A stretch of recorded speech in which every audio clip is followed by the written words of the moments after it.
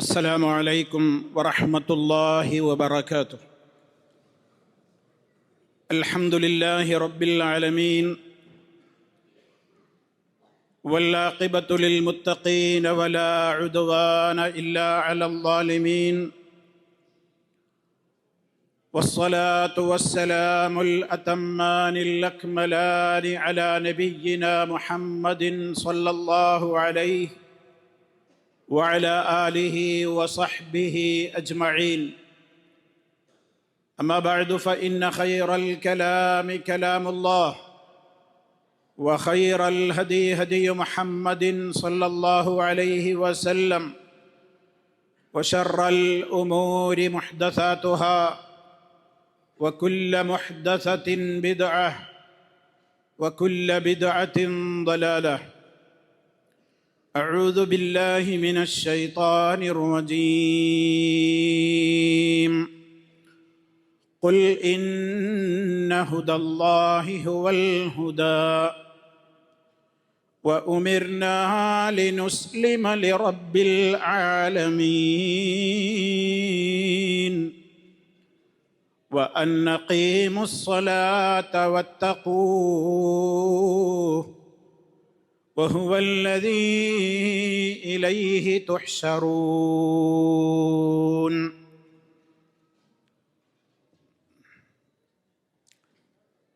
അള്ളാഹുവിൻ്റെ മഹത്തായ തൗഫീഖിനാൽ Jubail ദഅവ association സംഘടിപ്പിച്ചിട്ടുള്ള മഹത്തായ ഈ ഒരു വിജ്ഞാന ദിനത്തിലെ വൈജ്ഞാനികമായ ഒരുപാട് ചർച്ചകൾ ശ്രവിച്ച് ഗ്രഹിച്ച് ഈ വേദിയിലിരിക്കുന്ന എൻ്റെ പ്രിയപ്പെട്ട സഹോദരങ്ങളെ, സഹോദരിമാരെ, എൻ്റെ പ്രിയപ്പെട്ട സഹപ്രവർത്തകന്മാരെ, സുഹൃത്തുക്കളെ, വളരെയേറെ പ്രാധാന്യമർഹിക്കുന്ന ഒട്ടേറെ വിഷയങ്ങൾ ഈ ഒരു ദിവസത്തിൽ നമ്മൾ ഇവിടെ വെച്ച് ഗ്രഹിക്കുകയുണ്ടായി. മരണത്തെ സംബന്ധിച്ച്, മരണാനന്തര ജീവിതത്തെ സംബന്ധിച്ച്, അതുപോലെ തന്നെ നമ്മൾ നമ്മുടേതായ കുടുംബത്തോട് പാലിക്കേണ്ടുന്ന കടമകളും കർത്തവ്യങ്ങളും ഏതെല്ലാം വിധത്തിൽ സസൂക്ഷ്മം ശ്രദ്ധിക്കണം എന്നുള്ളതിനെ സംബന്ധിച്ച് എല്ലാം നിങ്ങൾ വളരെ വിശദമായി തന്നെ ഇവിടെ നിന്ന് മനസ്സിലാക്കുകയുണ്ടായി.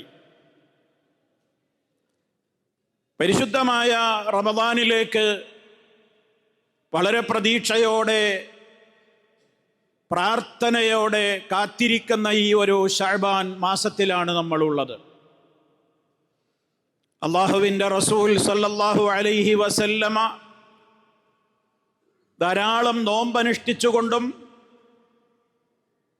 ഏറ്റവും നല്ല നിലക്കുള്ള നന്മകൾ അധികരിപ്പിച്ചുകൊണ്ടും വളരെയേറെ പ്രതീക്ഷയോടെ, നല്ല മനസ്സോടെ, സന്തോഷത്തോടെ വിശുദ്ധമായ മാസത്തെ കാത്തിരിക്കുവാൻ പറഞ്ഞ ഈ ഒരു സന്ദർഭം നമ്മെ സംബന്ധിച്ചിടത്തോളം നമ്മൾ പ്രാർത്ഥിച്ചുകൊണ്ടേ ഇരിക്കുകയാണ്. അല്ലാഹുവേ, ആരോഗ്യത്തോടെ, ആഫിയത്തോടെ ഇബാദത്തുകൾ ധാരാളമായി വർദ്ധിപ്പിക്കാനുള്ള ഉന്മേഷ മനസ്ഥിതിയോടെ പരിശുദ്ധമായ മാസത്തിലേക്ക് എത്തിക്കണേ എന്ന് കരളുരുകി, മനമുരുകി നമ്മൾ തേടിക്കൊണ്ടിരിക്കുന്ന സമയമാണിത്.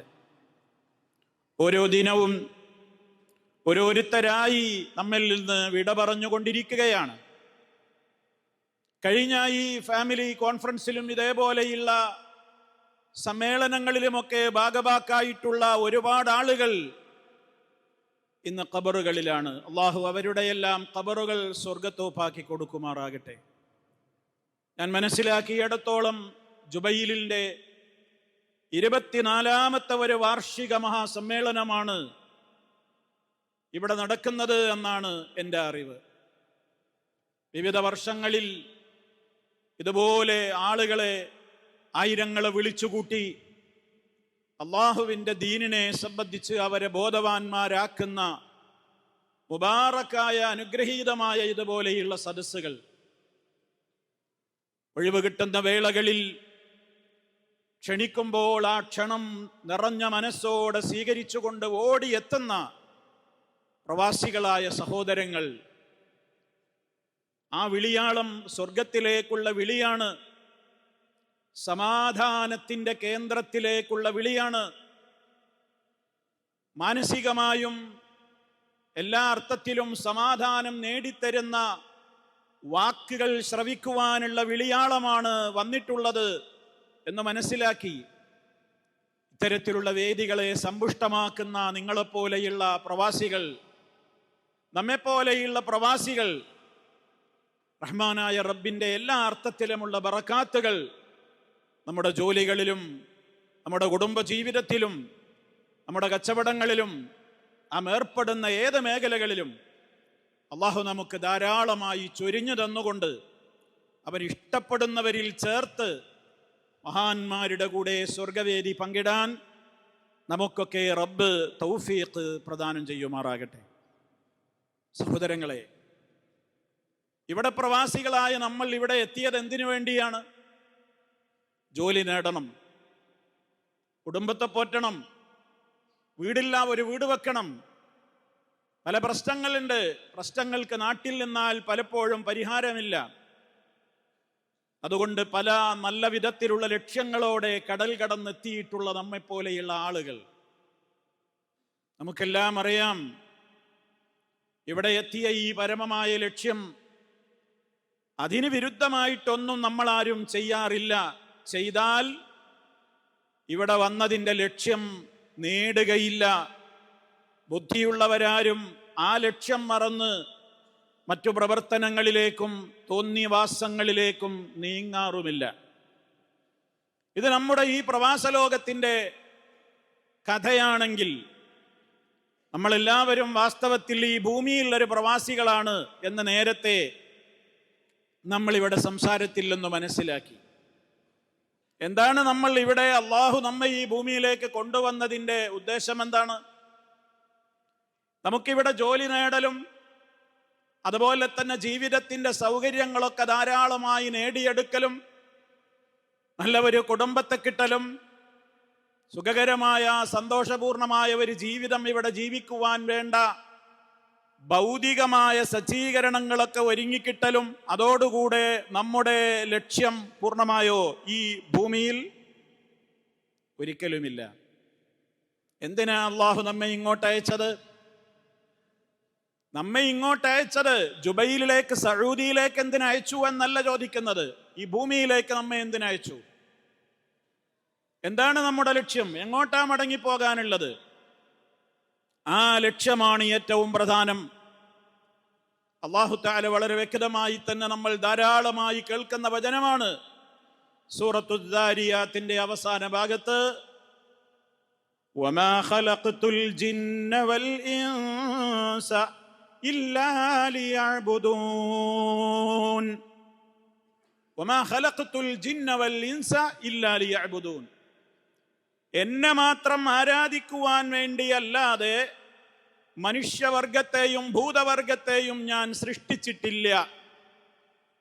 നമ്മെ ഇങ്ങോട്ട് അയച്ചതിൻ്റെ ലക്ഷ്യം അല്ലാഹു സുബ്ഹാനഹു വ തആലയെ മാത്രം ആരാധിച്ചുകൊണ്ട് അവൻ്റെ കൽപ്പനകളെ മാനിച്ചുകൊണ്ട് നമ്മുടെ ഇവിടുത്തെ ജീവിതം അവസാനിപ്പിച്ച് എപ്പോൾ വിളിയാളം കിട്ടുന്നുവോ ഉടനെ ആ റബ്ബിലേക്ക് നല്ല ഇന്നത്തായ ആ ഒരു പ്രത്യേകമായ മനസ്സോടുകൂടി അവനിലേക്ക് മടങ്ങിപ്പോകലാണ്. അതിനെന്ത് വേണം? അതിനുതകുന്നതായിരിക്കണം നമ്മൾ ചെയ്യുന്ന എല്ലാ പ്രവർത്തനങ്ങളും. ഒരു വേള ഞാൻ തുടക്കത്തിൽ പറഞ്ഞു, നമ്മൾ ഈ പ്രവാസ ലോകത്ത് വന്ന് ചെയ്യുന്ന ജോലി പോലും ആ ലക്ഷ്യത്തിൽ നമുക്ക് നമ്മുടെ നന്മയുടെ ത്രാസിൽ കനം തൂങ്ങുന്ന പുണ്യകർമ്മങ്ങളായി രേഖപ്പെടുത്തപ്പെടുന്ന വിധത്തിൽ നമ്മുടെ ഇഖ്ലാസും നമ്മുടെ നിയ്യത്തും, എനിക്കെൻ്റെ കുടുംബത്തെ പോറ്റുന്ന കാര്യമാണ്, എൻ്റെ ഉമ്മയെ നോക്കുന്ന, ബാപ്പയെ നോക്കുന്ന, മക്കളെ നോക്കുന്ന, ഇണയെ നോക്കുന്ന, ആ കർമ്മത്തിലാണ് ഞാൻ മുന്നോട്ട് പോയിക്കൊണ്ടിരിക്കുന്നത് എന്ന് വരുമ്പോൾ അതും നമുക്ക് നന്മയായി രേഖപ്പെടുത്തുവാൻ അനിവാര്യമായ ഒട്ടേറെ കാര്യങ്ങൾ നമ്മൾ ശ്രദ്ധിക്കേണ്ടതുണ്ട്, നമ്മൾ ശ്രദ്ധിക്കാറുമുണ്ട്. ഒന്ന്, നമ്മളൊക്കെ ഹലാലായ ജോലികൾ മാത്രമേ ചെയ്യാറുള്ളൂ. എന്തും നേടണം, 4 കാശുണ്ടാക്കണം എന്ന നിലക്ക് നമ്മളാരും ഒരു ഹറാമിലൂടെ ധനം നേടാറില്ല. ഏത് മേഖലയിലാണോ നമ്മൾ ജോലി ചെയ്യുന്നത്, ആ ജോലി ചെയ്യുന്ന മേഖലയിൽ എനിക്ക് അല്ലാഹു പൊരുത്തപ്പെട്ട റിയാലുകളും അതേപോലെ തന്നെയുള്ള വരുമാന മാർഗങ്ങളും മതി എന്ന് അടിയുറച്ച് വിശ്വസിക്കുന്നവരാണ് നമ്മൾ. അതേപോലെ തന്നെ അതിന് ശ്രദ്ധിക്കേണ്ടവരുമാണ് നമ്മൾ. ആ മേഖലയിൽ നമുക്ക് നമ്മുടേതായ ഓരോ പ്രവർത്തനങ്ങൾ ചെയ്യുമ്പോഴും നബി സല്ലല്ലാഹു അലൈഹി വസല്ലമിന്റെ വചനം നമ്മുടെ മനസ്സിലുണ്ട്. ഒരു കാലഘട്ടം വരും എൻ്റെ സമൂഹത്തിന്, ആ കാലം വരുമ്പോൾ ആളുകളുടെ മനസ്സിൽ ഒരു ചിന്തയേ ഉണ്ടാവുകയുള്ളൂ, ധനം നേടണം, ധനം നേടണം എന്നുള്ള ചിന്ത മാത്രമായിരിക്കും അക്കാലഘട്ടത്തിലെ ആളുകൾക്കുള്ളത്.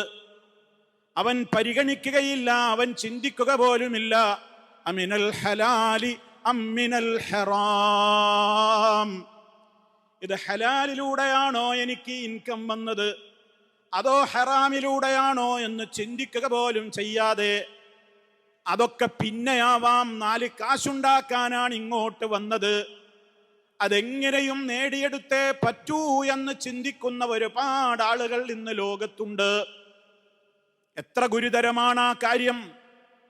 നമ്മുടെ സമ്പത്തിൽ, നമ്മുടെ വരുമാനത്തിൽ ഹറാം കലർന്നു പോയാൽ, അത് പലിശയിൽ അധിഷ്ഠിതമായാൽ, ഹറാമായ നിലക്ക് ഏതെങ്കിലും അനർഹമായത് ആരുടെയെങ്കിലും കയ്യിൽ നിന്ന് നമ്മൾ വസൂലാക്കി കഴിഞ്ഞാൽ, നാം തൊഴിലെടുക്കുന്ന തൊഴിലുടമക്ക് ഇഷ്ടമില്ലാത്ത, അനുവാദമില്ലാത്ത, നമ്മുടേതായ കാര്യങ്ങളുടെ അപ്പുറമുള്ള പലതിലും നമ്മൾ നേട്ടം കണ്ണുവെച്ചുകൊണ്ട് പ്രവർത്തിച്ചാൽ ആ കാശുകളൊന്നും നമുക്ക് ഉപകാരപ്പെടൂല എന്ന കാര്യത്തിൽ യാതൊരു സംശയവും വേണ്ട. എത്രത്തോളം നമ്മുടെ ദുആക്ക് വരെ അത് ബാധിക്കുകയാണ്. നബി സല്ലല്ലാഹു അലൈഹി വസല്ലം പറഞ്ഞല്ലോ, എത്രയോ ആളുകളെ സംബന്ധിച്ച് പറയുന്നു, അവർ അല്ലാഹുവിനോട് യാ റബ്ബ് എന്നവരെ പറഞ്ഞുകൊണ്ടേയിരിക്കുകയാണ്. റബ്ബേ, പ്രയാസത്തിലാണ്, ബുദ്ധിമുട്ടിലാണ്, കഷ്ടപ്പാടിലാണ്, ഒരുപാട് കാലമായി അവർ ദുആ ചെയ്യുന്നു, പക്ഷേ ഉത്തരം കിട്ടുന്നില്ല. എന്തേ ഉത്തരം കിട്ടാതിരിക്കാൻ കാരണം? അവൻ കഴിക്കുന്ന ഭക്ഷണം ഹറാമിലൂടെ നേടിയതാണ്, അവൻ ഉടുക്കുന്ന വസ്ത്രം ഹറാമിലൂടെ നേടിയതാണ്, അവൻ താമസിക്കുന്ന ഭവനമടക്കമുള്ള അവന്റെ ജീവിതത്തിന്റെ മറ്റു മാർഗങ്ങളൊക്കെ അവൻ ഹറാമിലൂടെ നേടിയതാണ്. അതുകൊണ്ട് ഹറാമായ ധനം കലർന്നിട്ടുള്ള, ആ ധനം ഉപയോഗപ്പെടുത്തിക്കൊണ്ട് വളർന്നു വന്നിട്ടുള്ള ഒരു ശരീരത്തിന് നരകമല്ലാതെ മറ്റെന്താണ് യോജിക്കുക? അവൻ എങ്ങനെ ഉത്തരം കിട്ടാനാണ്? എത്ര കൈ ഉയർത്തി റബ്ബിനോട് അവൻ എത്ര വിനയത്തോടെ ദുആ ചെയ്തിട്ടെന്ത് ഫലമാണ്? വരുമാനം അവൻ ശ്രദ്ധിച്ചിട്ടില്ല, പലിശയുമായുള്ള ബന്ധങ്ങൾ അവൻ അവസാനിപ്പിച്ചിട്ടില്ല, അവൻ നുണ പറഞ്ഞുകൊണ്ടാണ് പലപ്പോഴും കച്ചവടം ചെയ്യുന്നത്, അവൻ അനർഹമായ നിലക്ക് കമ്മീഷനുകൾ പറ്റുന്നുണ്ട്, അവൻ അനർഹമായ നിലക്ക് ബില്ലുകൾ കൂട്ടിയെഴുതിയിട്ട് തൻ്റെതായ ആളുകളെ വഞ്ചിക്കുന്നുണ്ട്, തന്നെ വിശ്വസിച്ച് ഏൽപ്പിച്ചിട്ടുള്ള തൻ്റെതായ തൊഴിലിൽ തൊഴിലുടമയുടെ അനുവാദമില്ലാതെ, അറിവില്ലാതെ പല കമ്പനികളുമായും അവൻ പലവിധത്തിലുള്ള അഡ്ജസ്റ്റ്മെന്റിലും ഏർപ്പെടുന്നുണ്ട്.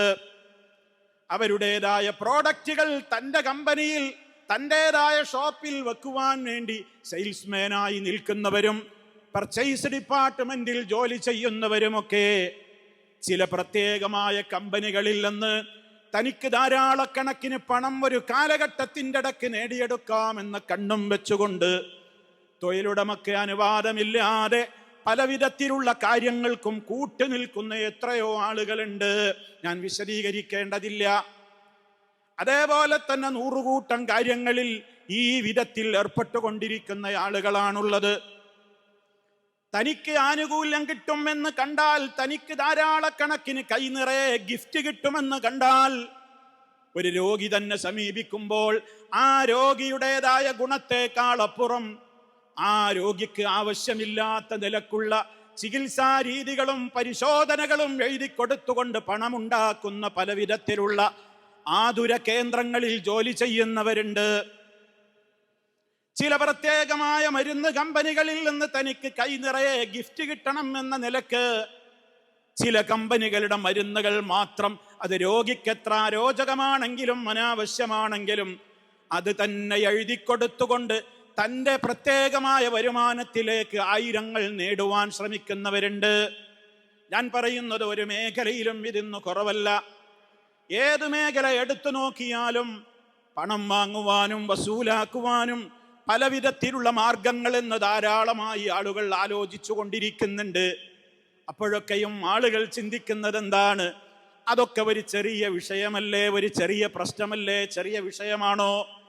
റഹ്മാനായ റബ്ബിനോട് നമ്മുടെ കാര്യങ്ങൾക്ക് വേണ്ടി പ്രാർത്ഥിക്കുമ്പോൾ ആ പ്രാർത്ഥിക്കുന്ന ദുആക്ക് വരെ ഇജാബത്ത് കിട്ടാൻ നമ്മുടെ വരുമാനങ്ങളിൽ ഹറാം കലർന്നാൽ അത് കാരണമായി തീരുന്നുണ്ടെങ്കിൽ അത് എത്രത്തോളം പ്രയാസകരമാണ്.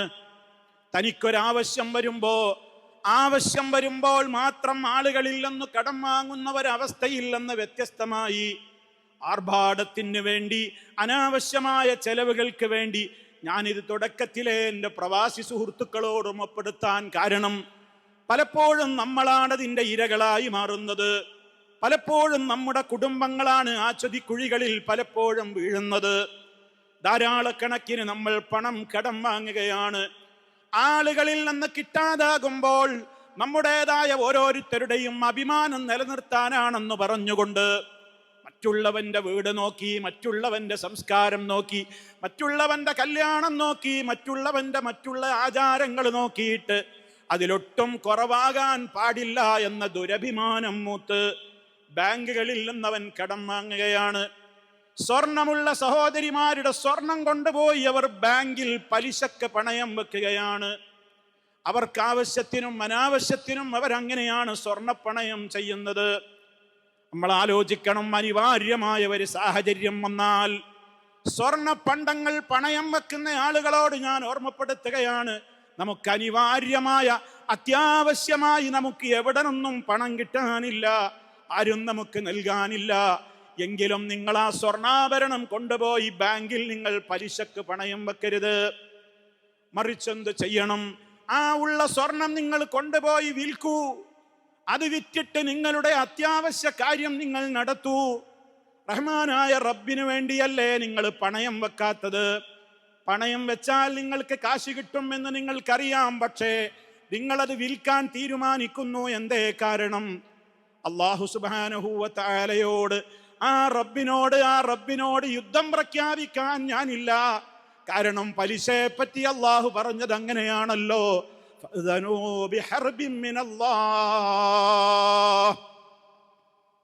അള്ളാഹുവിനോട്, അള്ളാഹുവിന്റെ റസൂലിനോടൊക്കെ യുദ്ധം പ്രഖ്യാപിക്കാൻ നമ്മൾ ആരാണ്?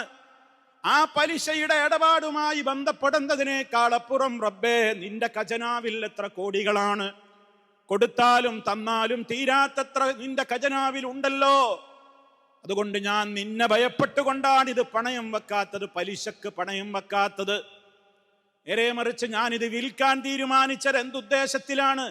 നിന്റെ ഖജനാവിൽ എത്രയോ ഉണ്ടല്ലോ, എൻ്റെ ഈ ആവശ്യം ഇപ്പോൾ നിവർത്തിച്ച് കഴിഞ്ഞിട്ട് കുറച്ചു കാലം കഴിഞ്ഞാൽ എനിക്കെൻ്റെ റബ്ബ് സമ്പത്ത് തന്നാലോ, അതുകൊണ്ട് എനിക്ക് ഹലാലായ നിലയ്ക്ക് ഇനിയും പണ്ടം വാങ്ങാമല്ലോ, സ്വർണം എനിക്ക് വാങ്ങാമല്ലോ. ഇല്ലെങ്കിൽ വേണ്ട, എന്നാലും ഞാൻ പലിശക്കില്ല. അതിങ്ങനെ കുമിഞ്ഞുകൂടിയിട്ട് വീണ്ടും വീണ്ടും ഇങ്ങനെ കടക്കാരനായി മാറുന്ന പലിശക്കെടുതിയിലേക്ക് ഞാനില്ലെന്ന് തീരുമാനിക്കുവാൻ ഒരാൾ മനസ്സ് വെച്ചാൽ, റബ്ബിലല്ലേ അയാൾ തവക്കുലാക്കിയത്, അയാൾക്കൊരിക്കലും പരാജയപ്പെടേണ്ടി വരില്ല. ഇത് റബ്ബിന്റെ ഓഫറാണ്. ومن يتق الله يجعل له مخرجا ويرزقه من حيث لا يحتسب ومن يتوكل على الله فهو حسبه إن الله بالغ أمره قد جعل الله لكل شيء قدرا.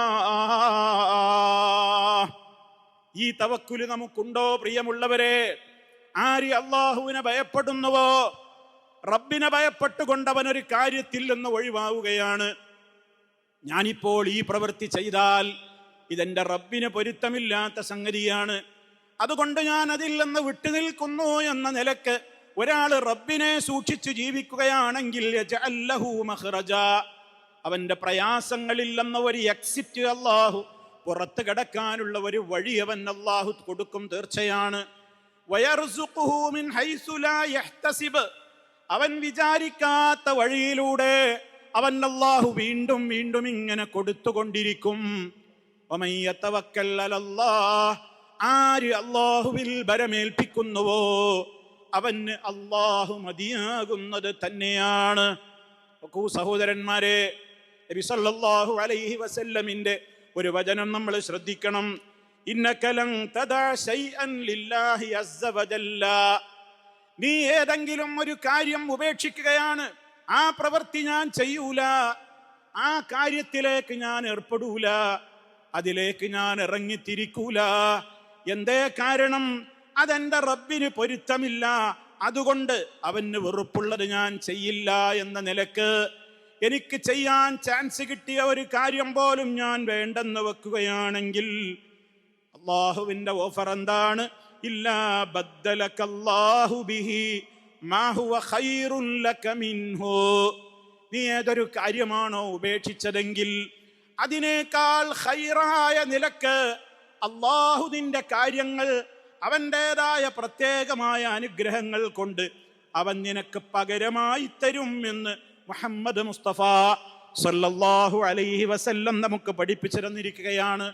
അതുകൊണ്ട് സഹോദരങ്ങളെ, നമ്മുടെ വരുമാനത്തിൽ നമുക്ക് ഹറാം കലരാതിരിക്കാനുള്ള ശ്രദ്ധയാണ് നമ്മുടെ മനസ്സമാധാനത്തിന് വേണ്ടത്.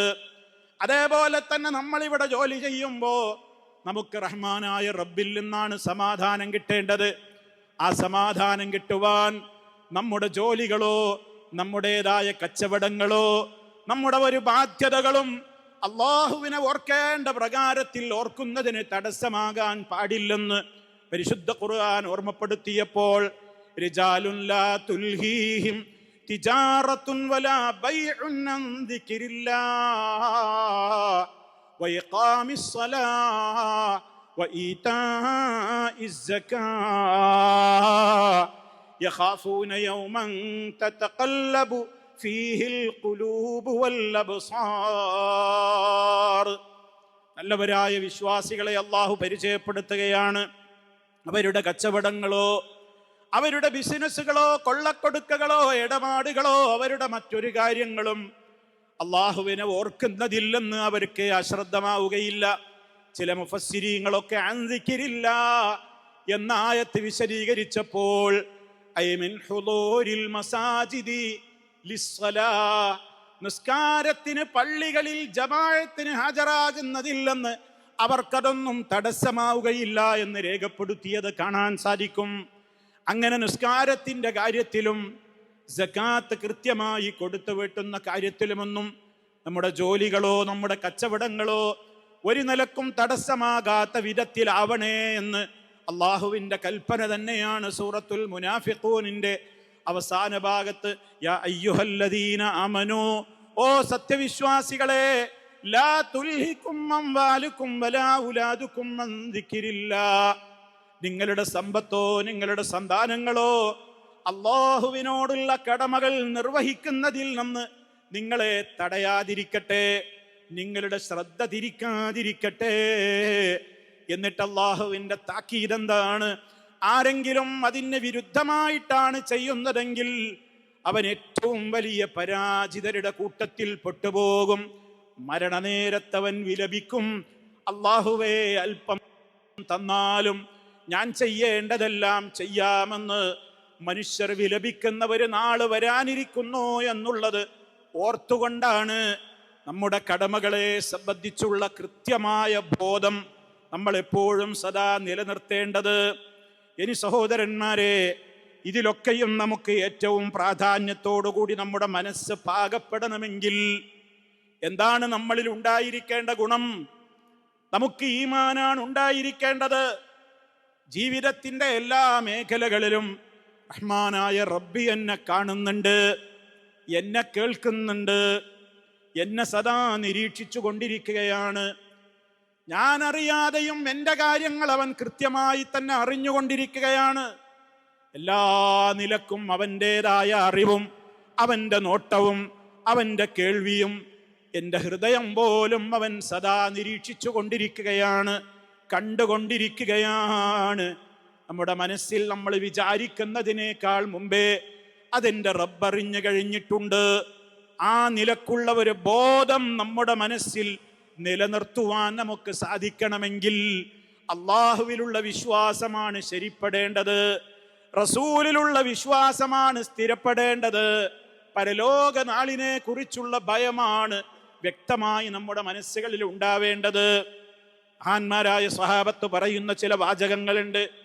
സ്വഹാബിയായ ജുൻദബ് ബിൻ അബ്ദില്ലാ റളിയല്ലാഹു തആല അൻഹു പറഞ്ഞതായി കാണാൻ സാധിക്കും.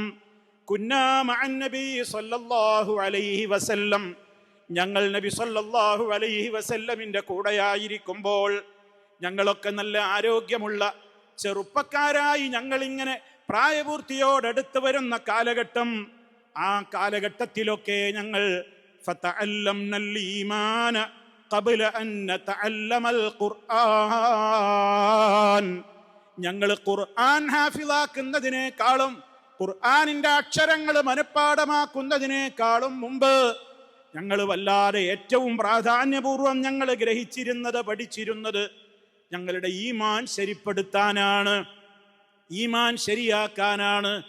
വിശുദ്ധ ഖുർആനിൻ്റെതായ ആയത്തുകൾ മനഃപ്പാഠമാക്കുന്നതിനേക്കാളും അപ്പുറം ആ വിശുദ്ധ ഖുർആനിന്റെ കൽപ്പനകൾ, അതിലെ ഹലാലുകൾ, അതിലെ ഹറാമുകൾ, അതിലെ ഓരോ കാര്യങ്ങളെ സംബന്ധിച്ചും എൻ്റെ ജീവിതവുമായി ഖുർആൻ എപ്രകാരമാണ് ബന്ധപ്പെട്ട് നിൽക്കുന്നത് എന്നുള്ള ഒരു ചിന്ത ഞങ്ങളുടെ മനസ്സിൽ വരുന്ന വിധത്തിൽ അള്ളാഹുവിലുള്ള വിശ്വാസവും പരലോകത്തെ കുറിച്ചുള്ള ബോധവും നന്നായി ഞങ്ങളുടെ ഖൽബിനെ നന്നായി അത് പഠിപ്പിച്ച് ആ ഈമാനിനെ ദൃഢമാക്കുവാനുള്ള ശ്രമങ്ങളിലാണ് ഞങ്ങൾ ഏർപ്പെട്ടിരുന്നത്.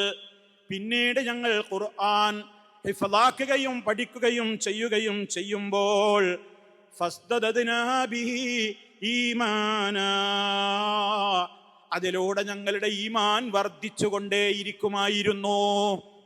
ഇവിടെയാണെന്ന് നമ്മൾക്ക് അബദ്ധം സംഭവിക്കുന്നത്.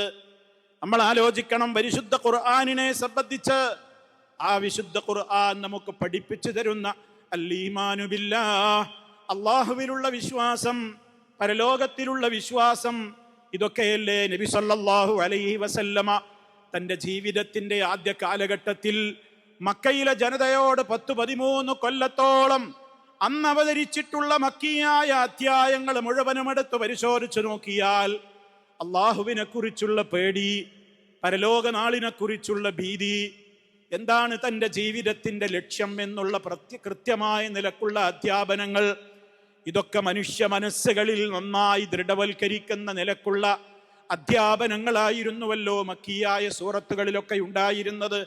പിന്നീടല്ലേ അവരോട് മറ്റു പല നിയമങ്ങളും കൽപ്പിച്ചത്. മദ്യപിക്കാൻ പാടില്ലെന്ന്, വ്യഭിചരിക്കാൻ പാടില്ലെന്ന്, പലിശ വാങ്ങാൻ പാടില്ലെന്ന്, അനാവശ്യമായ നിലക്ക് നിങ്ങളുടെ നോട്ടം നിയന്ത്രിക്കണമെന്ന്, എല്ലാ കാര്യങ്ങളിലും നിങ്ങൾ ശ്രദ്ധ പുലർത്തണമെന്ന്, കുടുംബജീവിതത്തിന്റെ നിയമങ്ങൾ, അങ്ങനെ 100 കൂട്ടം കാര്യങ്ങൾ, അരുതായ്മകൾ, ഹലാലുകളും ഹറാമുകളും പലതും പിന്നീടുള്ള അധ്യായങ്ങളിൽ അല്ലാഹു തആല പറയുമ്പോ അതൊക്കെ കേൾക്കുന്ന മാത്രയിൽ തന്നെ ഏറ്റെടുക്കുവാനുള്ള മാനസികമായ ഒരു ധൈര്യം, മാനസികമായ ഒരു കരുത്ത്, ഈമാനിൻ്റെതായ ഒരു ദൃഢത, അത് നേടിയെടുക്കലാണ് ആദ്യമായി നമ്മളിൽ ഉണ്ടാകേണ്ടത്. അത് നേടിയെടുത്തു കഴിഞ്ഞാൽ എവിടെ നമ്മൾ പ്രവർത്തിക്കുകയാണെങ്കിലും, നമ്മുടെ തൊഴിൽശാലയിൽ, നമ്മുടെ ഫാക്ടറിയിൽ, നമ്മൾ ജോലി ചെയ്യുന്നിടത്താണെങ്കിലും, എവിടെയാണെങ്കിലും ഇത്തഖില്ലാഹ ഹൈസുമാ കുന്ത, നീ എവിടെയാണെങ്കിലും നീ അള്ളാഹുവിനെ സൂക്ഷിക്കണം. എൻ്റെ മേലുദ്യോഗസ്ഥൻ നോക്കുന്നുണ്ടോ എന്ന് നോക്കിയിട്ടാവില്ല ഞാൻ അവിടെ തൊഴിലെടുക്കുക. എന്നെ നിയന്ത്രിക്കുന്ന CCTVയുടെ ക്യാമറയിലൂടെ അത് നിരീക്ഷിക്കുന്ന ഒരു ഉദ്യോഗസ്ഥൻ അപ്പുറത്തെ ഓഫീസിലുണ്ടല്ലോ എന്ന് പേടിച്ചിട്ടല്ല ഞാൻ എൻ്റെ പ്രവൃത്തി ചെയ്യുക.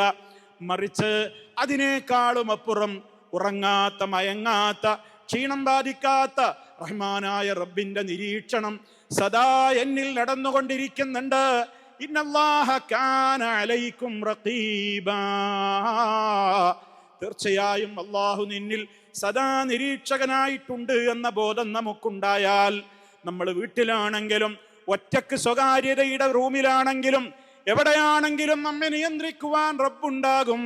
ആളുകൾ കാണുന്നുണ്ടെങ്കിൽ നല്ല ജീവിതം ജീവിക്കുവാൻ വലിയ പ്രയാസമൊന്നുമില്ല. പക്ഷേ സ്വകാര്യതയുടെ നിമിഷങ്ങളിലാണ് നമ്മുടേതായ തഖ്വ പരീക്ഷിക്കപ്പെടുന്നത്. അതെന്തുകൊണ്ടേ ഉണ്ടാവുകയുള്ളൂ? അല്ലാഹ് കാണുന്നുണ്ടല്ലോ, അല്ലാഹ് കേൾക്കുന്നുണ്ടല്ലോ. എൻ്റെ റബ്ബ് സമീ ആണല്ലോ, എൻ്റെ റബ്ബ് ബസീറാണല്ലോ, എല്ലാം കേൾക്കുമല്ലോ, എല്ലാം കാണുമല്ലോ, അവൻ എല്ലാം അറിയുന്ന അലീമാണല്ലോ, അവൻ എന്തിനും കഴിവുള്ള ഖദീറാണല്ലോ, എല്ലാ അർത്ഥത്തിലും അവൻ എന്നോട് വാത്സല്യമുള്ളവനാണല്ലോ. ഞാനൊന്ന് പിഴച്ചാൽ എൻ്റെ പശ്ചാത്താപം സ്വീകരിക്കുന്നവനാണല്ലോ. ഇങ്ങനെയൊക്കെയുള്ള നൂറുകൂട്ടം ചിന്തകളിലൂടെ അള്ളാഹുവിനെ നമ്മൾ മനസ്സിലാക്കുമ്പോൾ ജീവിതത്തിൽ മുഴുവനും നമുക്ക് വ്യത്യാസം വരികയാണ്, മാറ്റങ്ങൾ വരികയാണ്. അതോടൊപ്പം നമ്മുടേതായ കർമ്മങ്ങളെ ബാത്തിലാക്കി കളയുന്ന വിശ്വാസങ്ങൾ കടന്നു വരുന്നത് സൂക്ഷിക്കുകയും വേണം. അതാണ് ഏറ്റവും പ്രധാനം. നിത്യജീവിതത്തിൽ നമ്മൾ എത്ര തവണയാണ് പ്രഖ്യാപിച്ചുകൊണ്ടേയിരിക്കുന്നത്? 5 നേരത്തെ ബാങ്കുകളിലൂടെ, ഇഖാമത്തുകളിലൂടെ, നിസ്കാരങ്ങളിലൂടെ ഒക്കെ നമ്മൾ പറഞ്ഞുകൊണ്ടിരിക്കുന്നുണ്ട് ഒരു സാക്ഷ്യവചനം: അഷ്ഹദു അൻ ലാ ഇലാഹ ഇല്ലല്ലാഹ്, അഷ്ഹദു അന്ന മുഹമ്മദർ റസൂലുള്ളാഹ്. ആ ഷഹാദകൾ നമ്മൾ പറയുന്നു. ആ പറയുന്ന ഷഹാദകളോട് കൂറുപുലർത്തിയുള്ള ജീവിതമാണോ നമ്മുടേത്? എൻ്റെ ജീവിതം നോക്കിക്കോ. നമ്മൾ പറയുന്നത് അഷ്ഹദു, ഞാൻ സാക്ഷിയാണ്, എൻ്റെ ജീവിതം അതിന് സാക്ഷിയാണ്. എന്തിന്? അല്ലാ ഇലാഹ ഇല്ലല്ലാഹ്, അല്ല ഒഴികെ ഒരാരാധ്യനില്ല, റബ്ബല്ലാത്തവരെ ഞാൻ ആരാധിക്കില്ല, അവനോടല്ലാതെ ഞാൻ പ്രാർത്ഥിക്കില്ല, അവനല്ലാതെ ഞാൻ നേർച്ച വഴിപാടുകൾ അർപ്പിക്കില്ല, അവന്റെ മുമ്പിലല്ലാതെ ഞാൻ സുജൂദ് ചെയ്യുകയില്ല, അവന്റെ ഭവനത്തിന് ചുറ്റുമല്ലാതെ ഞാൻ തവാഫ് ചെയ്യുകയില്ല, അവൻ നിശ്ചയിച്ചിടത്തല്ലാതെ ഞാൻ ബറക്കത്തിന് വേണ്ടി മുത്തം വെക്കുകയില്ല. 100 കൂട്ടം കാര്യങ്ങളുടെ പ്രഖ്യാപനം.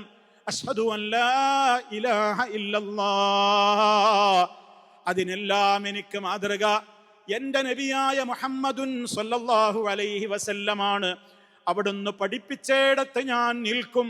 എൻ്റെ വിശ്വാസത്തിലും എൻ്റെ കർമ്മത്തിലും എൻ്റെ സ്വഭാവത്തിലും എൻ്റെ സംസ്കാരത്തിലും എൻ്റെ സാമ്പത്തിക ജീവിതത്തിലും എൻ്റെ ലൈംഗിക വിശുദ്ധിയിലും എൻ്റെ ജീവിതത്തിൻ്റെ ഏതെല്ലാം മേഖലകളുണ്ടോ അതിലൊക്കെയും ഞാൻ ഈ ഷഹാദ വിട്ട് കളിക്കുകയില്ല. ഈ ഷഹാദയുടെ പൊരുളിന് വിരുദ്ധമാകുന്ന ഒന്നും എൻ്റെ ജീവിതത്തിൽ ഉണ്ടാവില്ല എന്ന് എത്ര തവണയാ പ്രിയപ്പെട്ട വിശ്വാസികളെ നമ്മൾ ദിനേന അള്ളാഹുവിനോട് പറഞ്ഞുകൊണ്ടിരിക്കുന്നത്. കൈകെട്ടിയിട്ട് നമ്മൾ അവനോട് പറയുന്നതും അത് തന്നെയാ. ഇന്ന സ്വലാത്തി വനുസുകി വമഹ്യായ വമമാതി ലില്ലാഹി റബ്ബിൽ ആലമീൻ ലാ ശരീക ലഹു വബിദാലിക ഉമിർതു വഅന മിനൽ മുസ്ലിമീൻ. കൃത്യമായി തന്നെ നമ്മൾ അല്ലാഹുവിനോട് പറയുന്നുണ്ട്, എൻ്റെ നമസ്കാരം, അതേപോലെ തന്നെ എൻ്റെ മറ്റു അനുഷ്ഠാന കർമ്മങ്ങൾ, ഞാൻ ജീവിച്ചിരിക്കുന്നിടത്തോളം കാലം എൻ്റെ ജീവിതവും ഇനി ഞാൻ മരിക്കുമ്പോൾ എൻ്റെ മരണവും സർവലോക പരിപാലകനായ റബ്ബ് ഇഷ്ടപ്പെടുന്ന വിധത്തിലേ ഞാൻ ചെയ്യുകയുള്ളൂ. അങ്ങനെയാണ് ഞാൻ കൽപ്പിക്കപ്പെട്ടിട്ടുള്ളത്. ഞാൻ അതൊക്കെ അനുസരിക്കുന്ന യഥാർത്ഥ മുസൽമാനാണ്. നമ്മൾ അള്ളാഹുവിനോട് കൃത്യമായി തന്നെ പുലർത്തുന്ന ആ പ്രഖ്യാപനം അല്ല നമ്മളോട്, മുസ്തഫയോട് നമ്മോട് പറയാൻ പഠിപ്പിച്ചു തന്നതാണ്. ശിർക്കിന്റെ ഗൗരവം പറയുന്നിടത്താ അല്ലാഹു പറയുന്നത്, ഖുൽ ഇന്ന ഹുദല്ലാഹി ഹുവൽ ഹുദാ വഉമിർനാ ലിനുസ്ലിമ ലിറബ്ബിൽ ആലമീൻ വഅൻ നഖീമുസ് സ്വലാത്ത വത്തഖൂഹ് വഇലൈഹി വഹുവല്ലദീ ഇലൈഹി തുഹ്ശറൂൻ. വളരെ വ്യക്തമായി അല്ലാഹു തആല പറയുകയാണ്, മനുഷ്യനോട് കൃത്യമായി പറയുന്നു. ഖുൽ നബിയെ പറയൂ, മനുഷ്യരോട് പറഞ്ഞു കൊടുക്കൂ, ഇന്ന ഹുദല്ലാഹി ഹുവൽ ഹുദാ, തീർച്ചയായും അല്ലാഹു സുബ്ഹാനഹു വ തആല അവൻ പഠിപ്പിച്ച ഹുദ, അത് മാത്രമാണ് ഹുദ, അത് മാത്രമാണ് സന്മാർഗം. ഓ പ്രിയപ്പെട്ടവരെ, നമ്മൾ ഇവിടെ നന്നായി ചിന്തിക്കണം. എന്താ അല്ലാഹു തആല പറയുന്നത്? ഇങ്ങോട്ട് വരൂ, ഇതാണ് സന്മാർഗം, ഇതാണ് നേരിന്റെ പാത എന്ന് പറഞ്ഞുകൊണ്ട് മാർഗത്തിലേക്ക് പോകുന്ന ആളുകളെയൊക്കെ പഴപ്പിക്കാൻ ഇവിടെ പല ത്വരീഖത്തിന്റെ വക്താക്കളും കാത്തിരിക്കുകയാണ്. അല്ലാഹുവിന്റെ റസൂല് പഠിപ്പിച്ച ഒരു മാർഗമുണ്ട്. വഅന്ന ഹാദാ സിറാത്തീ മുസ്തഖീമാ ഫത്തബിഊഹു വലാ തത്തബിഉസ് സുബുൽ ഫതഫറഖ ബികും അൻ സബീലിഹി ദാലികും വസാകും ബിഹി ലഅല്ലകും തത്തഖൂൻ. അല്ലാഹു പറയുകയാണ്, ഇതാണ് എൻ്റെ മാർഗം. ഇത് നബി സല്ലല്ലാഹു അലൈഹി വസല്ലം നമുക്ക് ഓതി തന്നപ്പോ അവിടുന്ന് മദീനയുടെ മണൽപ്പരപ്പിലൂടെ ഒരു നേർവരയങ്ങ് മണലിലൂടെ വരച്ചിട്ടുണ്ട്. വളവും തിരിവുമില്ലാത്ത ഒരു നേർരേഖയാണ് വരച്ചത്. ആ നേർരേഖക്കപ്പുറത്തും ഇപ്പുറത്തും അങ്ങോട്ടും ഇങ്ങോട്ടും വഴിമാറിപ്പോകുന്ന ചില കുറുക്കു മാർഗങ്ങളും വഴികളും അവിടുന്ന് വരച്ചു കാണിച്ചു.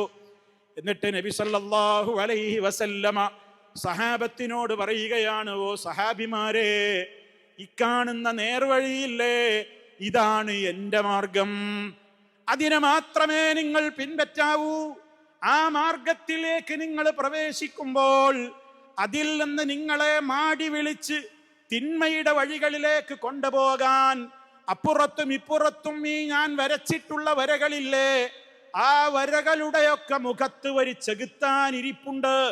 ഇങ്ങോട്ട് വരൂ, ഇതാണ് നേരിന്റെ മാർഗം, ഇതാണ് നേരായ വഴി, ഇതാണ് സന്മാർഗത്തിന്റെ വഴി എന്ന് പലരും നിങ്ങൾ വിളിക്കുമ്പോ നിങ്ങൾ അതിലേക്ക് ചെവി കൊടുക്കാതെ അള്ള പഠിപ്പിച്ച മാർഗത്തിൽ തന്നെ ഉറച്ചു നിന്നോളണേ.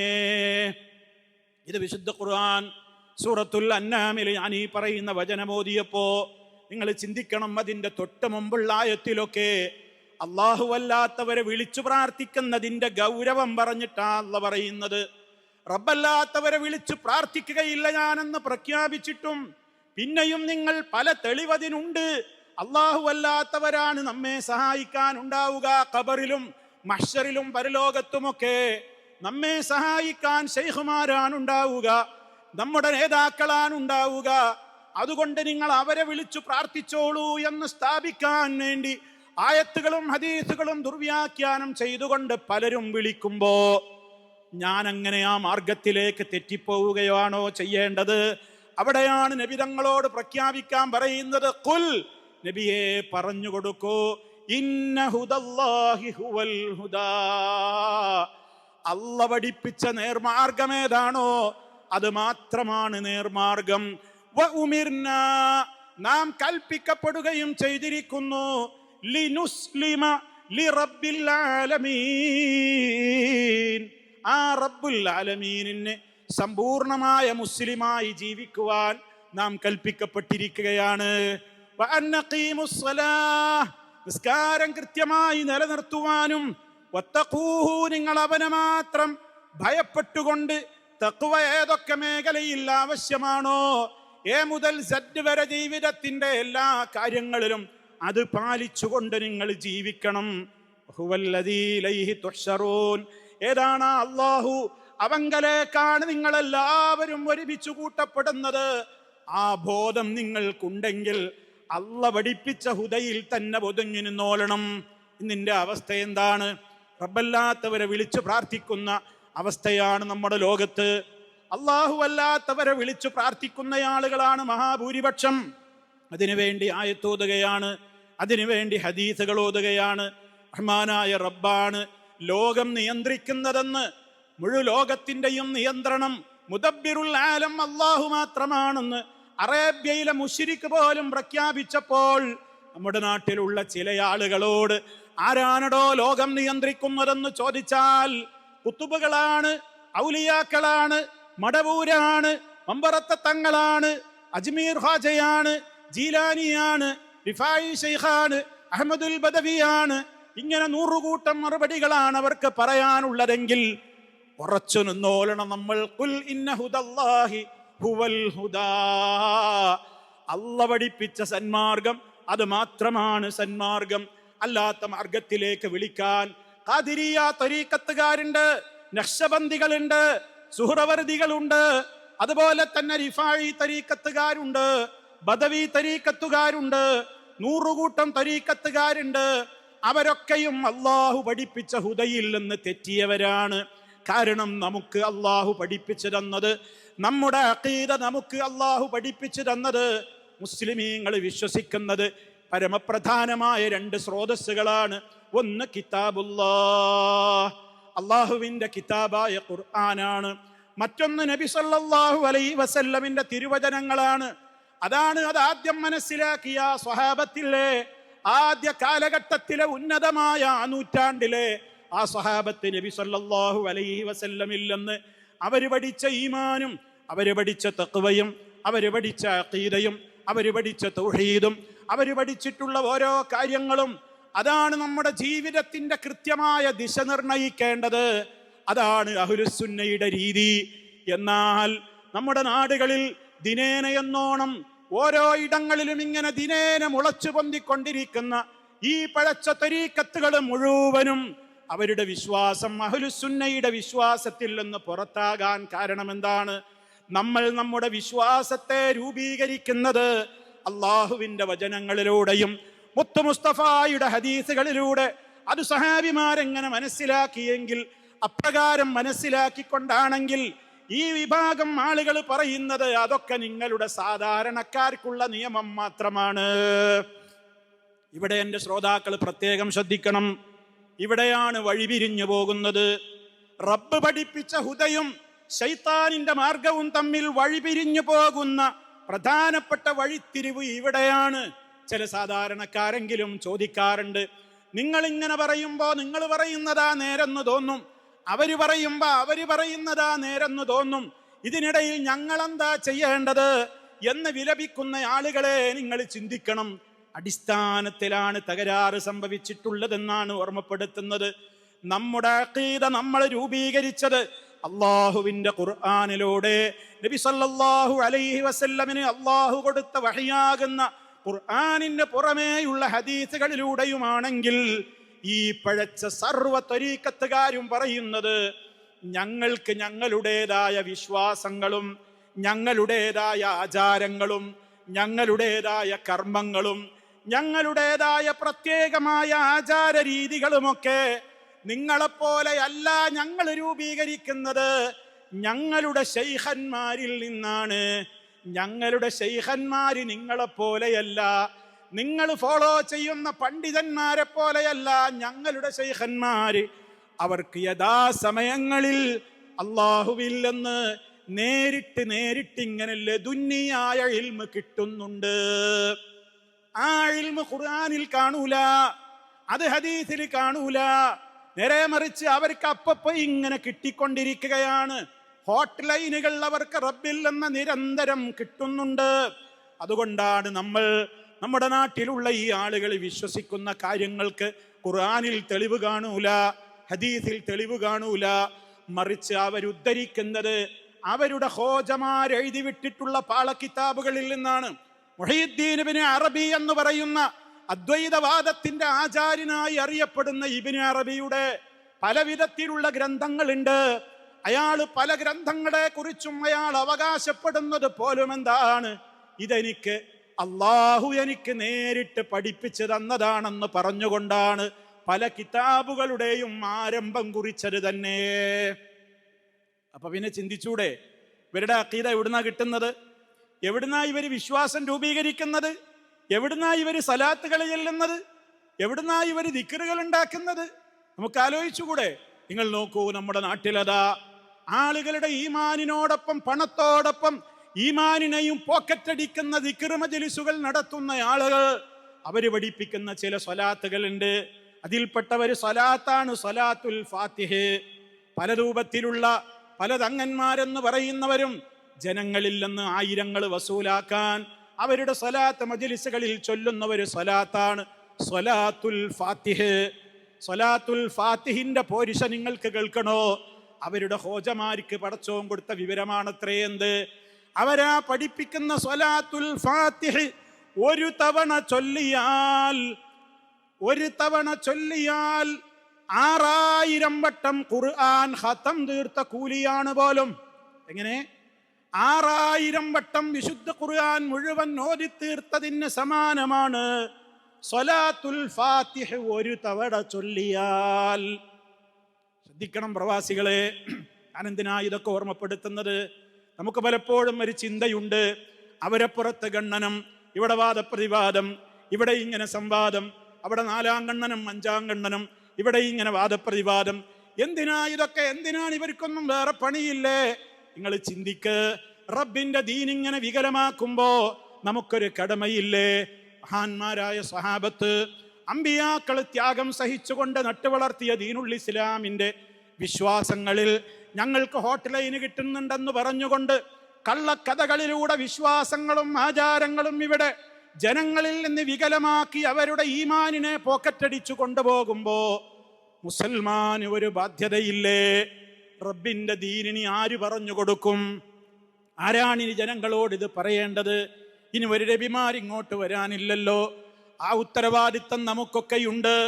അതുകൊണ്ട് നമ്മൾ മനസ്സിലാക്കണം. നോക്കൂ നിങ്ങൾ, അപ്പൊ ഒരു സ്വലാത്ത് ഒരു തവണ ചൊല്ലിയാൽ അള്ളാഹുവിന്റെ റസൂല് പഠിപ്പിച്ച സ്വലാത്തുകൾ 6-7 വിധത്തിലുള്ള സ്വലാത്തുകൾ ഉണ്ട്. നമ്മൾ നിസ്കാരത്തിൽ ചൊല്ലുന്ന ഇബ്രാഹിമിയ സ്വലാത്ത്, അതുപോലും ഒരു തവണ ചൊല്ലിയാൽ 6000 ഖത്തമോദിയ കൂലി പോയിട്ട്, ഒരു 600 ഖത്തത്തിന്റെ കൂലി പോയിട്ട്, 60 പോകട്ടെ, 6 ഖത്തം പോകട്ടെ, ഒരു വട്ടം ഖുർആനോദിയ കൂലി ഉണ്ടെന്ന് നബി സല്ലല്ലാഹു അലൈഹി വസല്ലം പറഞ്ഞു തന്നിട്ടില്ല.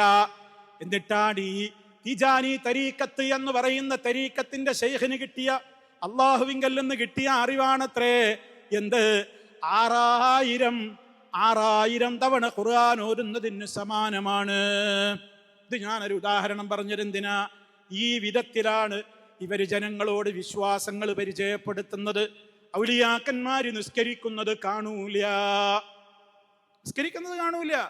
അവര് പരിശുദ്ധ റമദാനിലും കഞ്ചാവടിച്ച് നടക്കും, കള്ളു കുടിക്കും, എന്തും ചെയ്യും. കാലൊഴിഞ്ഞു കൊടുക്കാനും ശരീരം തടവി കൊടുക്കാനും അവർക്ക് സ്ത്രീകളുണ്ട്, അന്യപുരുഷന്മാരുണ്ട്, അന്യ സ്ത്രീകൾ അന്യപുരുഷന്മാർ ഒരുമിച്ച് പലവിധത്തിലുള്ള പ്രവർത്തനങ്ങളും അവർ ചെയ്തുകൊണ്ടിരിക്കുന്നു. കാരണം അവരെ സംബന്ധിച്ചിടത്തോളം പ്രത്യേക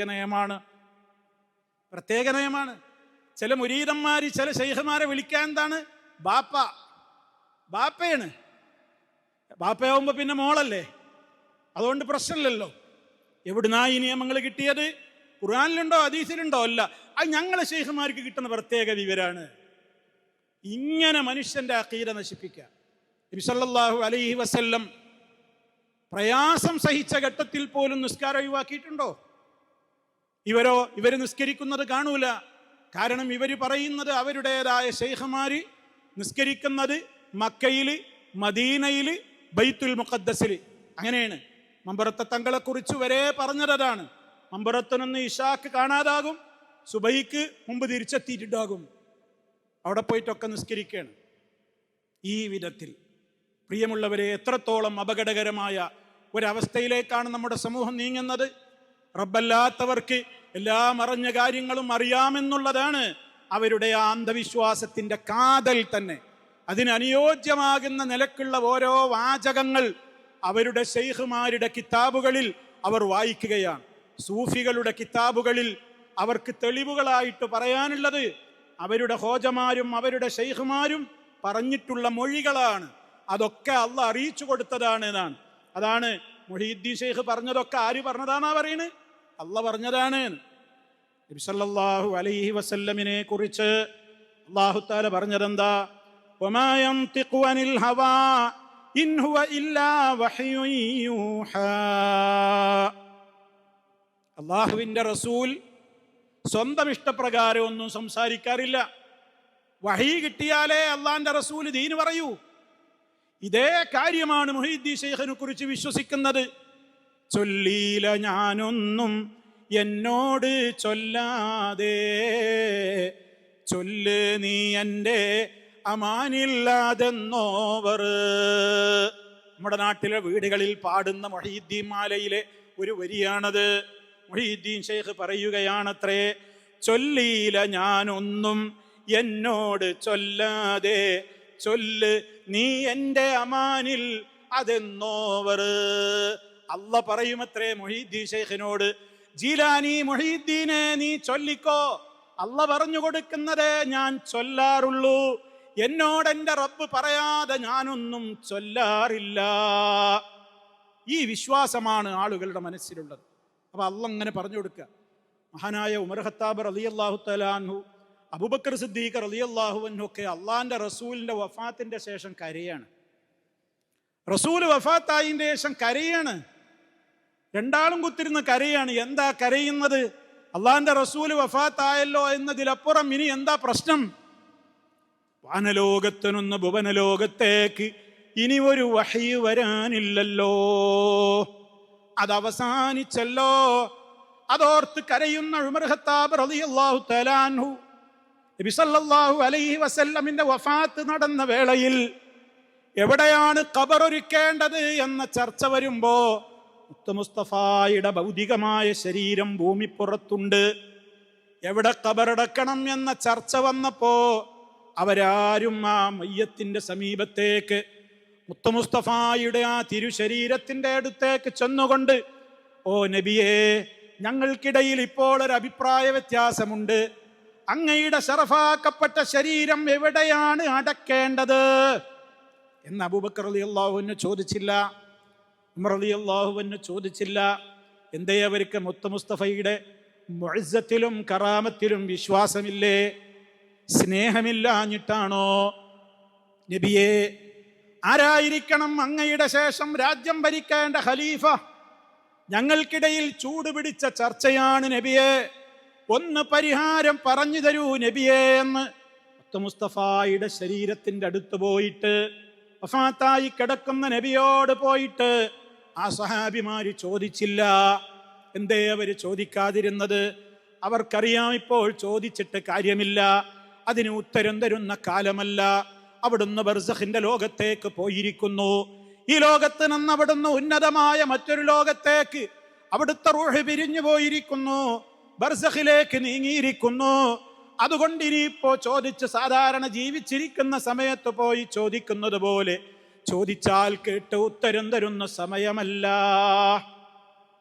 എന്നാലോ ഇവിടെ ശൈഖുമാര് പഠിപ്പിക്കുന്നതോ, അവര് ഖബറിങ്ങൾ പോയിട്ട് നബി സല്ലല്ലാഹു അലൈഹി വസല്ലമിന്റെ ഖബറിന്റെ സമീപത്ത് പോയിട്ട് ഇങ്ങനെ ഇപ്പുറത്ത് ആ ഹുജറയുടെ ഇപ്പുറത്ത് പോയി നിന്നിട്ട് പാട്ടങ്ങ് പാടുമ്പോഴേക്ക് മുത്ത് മുസ്തഫ കൈ പൊക്കി കൊടുക്കുന്നു, ഖബറിൽ നിന്ന് പുറത്തേക്ക് പോലും വരുന്നു. ഫിഹാലത്തിൽ ബുഅദി റൂഹി കുന്തു ഉർസിലുഹാ തുഖബ്ബിലുൽ അർള അന്നി വഹിയ നായിബതി ഫഹാദിഹി നൗബത്തുൽ അശ്ബാഹി ഖദ് ഹദറത് ഫംദുദ് യദൈക ലികൈ തുഹ്ളാ ബിഹാ ശഫതീ. റിഫായി ശൈഖിനെ കുറിച്ച് പറയുന്ന മദ്ഹാണത്.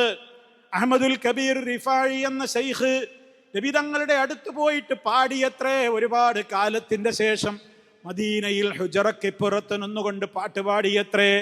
ഇതാ നിങ്ങളുടെ പേരക്കുട്ടി അഹ്മദുൽ കബീർ ഇപ്പൊ ഇതാ ശരീരം കൊണ്ട് തന്നെ വന്നിരിക്കുകയാണ്.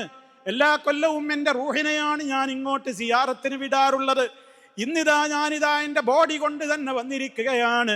അക്കൈയൊന്ന് നീട്ടിത്തന്നാലും ഞാനൊന്ന് മുത്തിമണത്തോട്ടെ. പറഞ്ഞു തീരേണ്ട താമസം ഖബർ കൊട്ടി പിളർന്നു.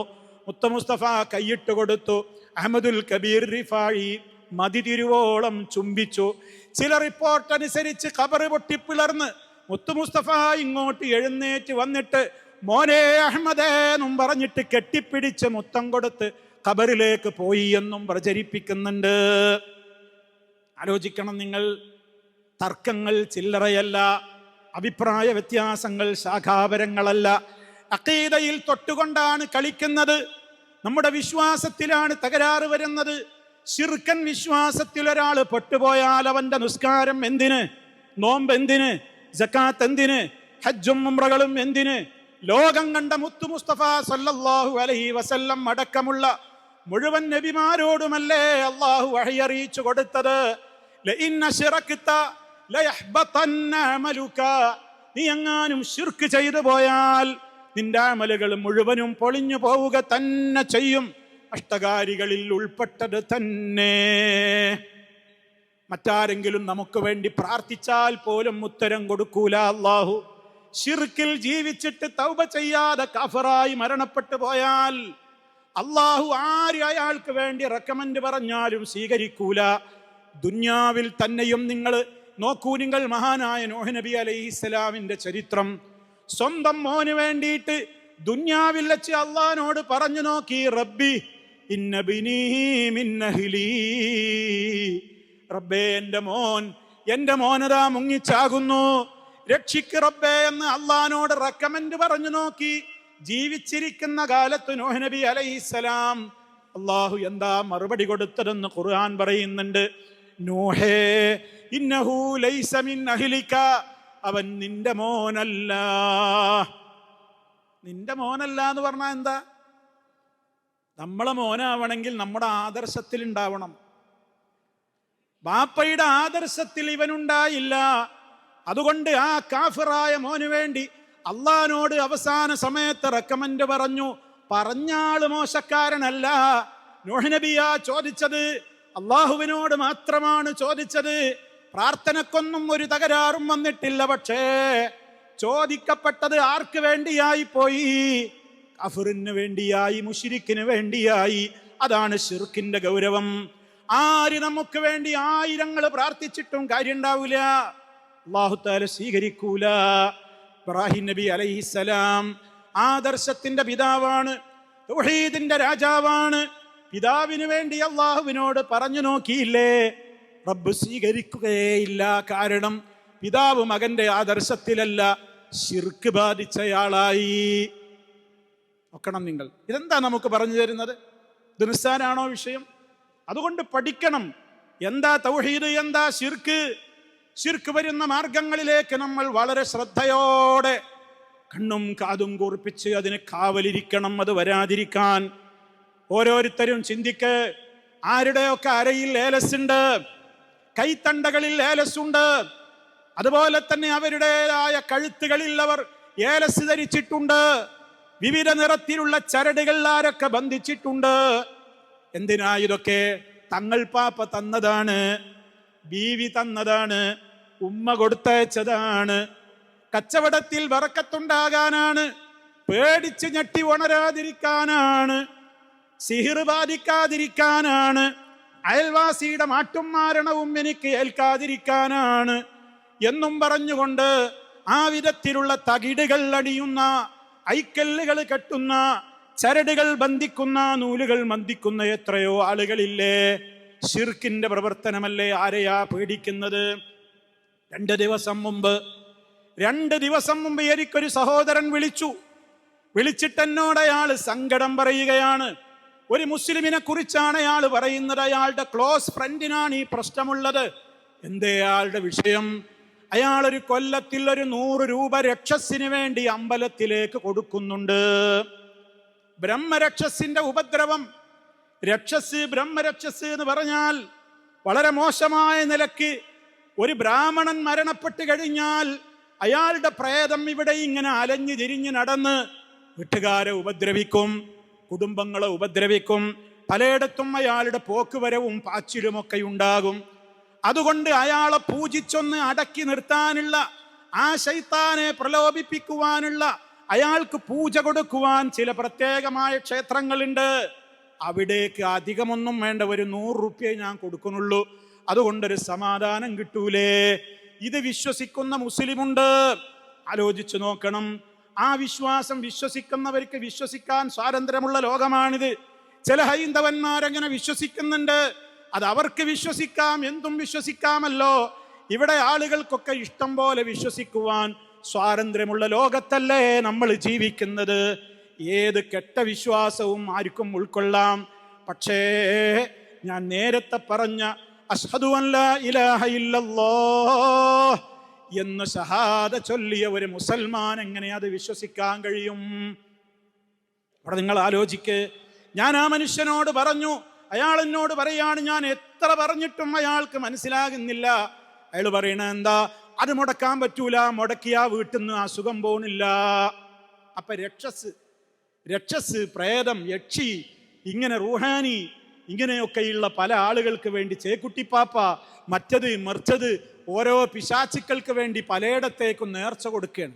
ചെറിയ പൈസയുള്ളൂ. എന്ത് ചെറിയ പൈസ? ഒരു ഫിൽസ് ആ വിശ്വാസത്തോടെ കൊടുത്താൽ അമല് മുഴുവനും ബാത്തിലായില്ലേ? ഇനി അതാ അറാഫുകള്, കാഹിനുകള്, ജോത്സ്യൻ എന്ന ബോർഡിന്റെ താഴെ ഒരു അമുസ്ലിമിന്റെ പേരാണെങ്കിൽ അത് ശിർക്കാണ്. ഒരു തങ്ങൾ എന്ന പേരിൽ ഒരാളുടെ പേരാണെങ്കിൽ അത് തൗഹീദാണ് എന്ന വിവേചനമൊന്നും ഇസ്ലാമിലില്ല. പണിയൊക്കെ ഒന്നാ ചെയ്യുന്നത്. പണി രണ്ടു കൂട്ടരും ഒന്നാ ചെയ്യുന്നത്. തങ്ങളാണെങ്കിലും ബീവിയാണെങ്കിലും മോര്യരാണെങ്കിലും മറ്റുള്ളവരാണെങ്കിലും ഒക്കെ അവർ നിങ്ങളുടെ വീട്ടിൽ നിന്ന് കളഞ്ഞുപോയ സ്വത്ത് കിട്ടാൻ, നിങ്ങളുടേതായ പ്രശ്നങ്ങൾക്ക് പരിഹാരം തരാൻ മഷിനോട്ടക്കാരെന്ന് പറഞ്ഞിരിക്കുന്ന ആളുകൾ, കൈനോട്ടക്കാരെന്ന് പറയുന്ന ആളുകൾ, ഭാവി പ്രവചിക്കുന്നവരെന്ന് പറയുന്ന ആളുകൾ, അവരുടെയൊക്കെ പിന്നാലെ പോകുന്ന നമ്മുടെ വീട്ടിലെ മെമ്പർമാരെ കുറിച്ച് പലർക്കും അറിയില്ലേ? പലരും അതിനെതിരെ മിണ്ടാത്തതെന്താ? ഉമ്മാനോട് പറഞ്ഞാ മനസ്സിലാവൂല, പെങ്ങളോട് പറഞ്ഞാ ഇപ്പൊ മനസ്സിലാവൂല. മനസ്സിലായാലും ഇല്ലെങ്കിലും അവര് മാറിയാലും ഇല്ലെങ്കിലും ഗൗരവം പറഞ്ഞു കൊടുക്കണേ പ്രവാസികളെ. ആരെങ്കിലും ഈ നിലക്കുള്ള ഒരു ജോത്സ്യന്റെയോ അതേപോലെ തന്നെ കണിയാന്റെയോ സമീപത്തേക്ക് പോയാൽ തന്നെ അവന്റെ 40 ദിവസത്തെ നിസ്കാരം സ്വീകരിക്കപ്പെടുന്നതല്ല. അവന്റെ അടുക്ക പോയാൽ തന്നെ മതി. വെറുതെ ഒന്ന് പോയി വെക്കുക.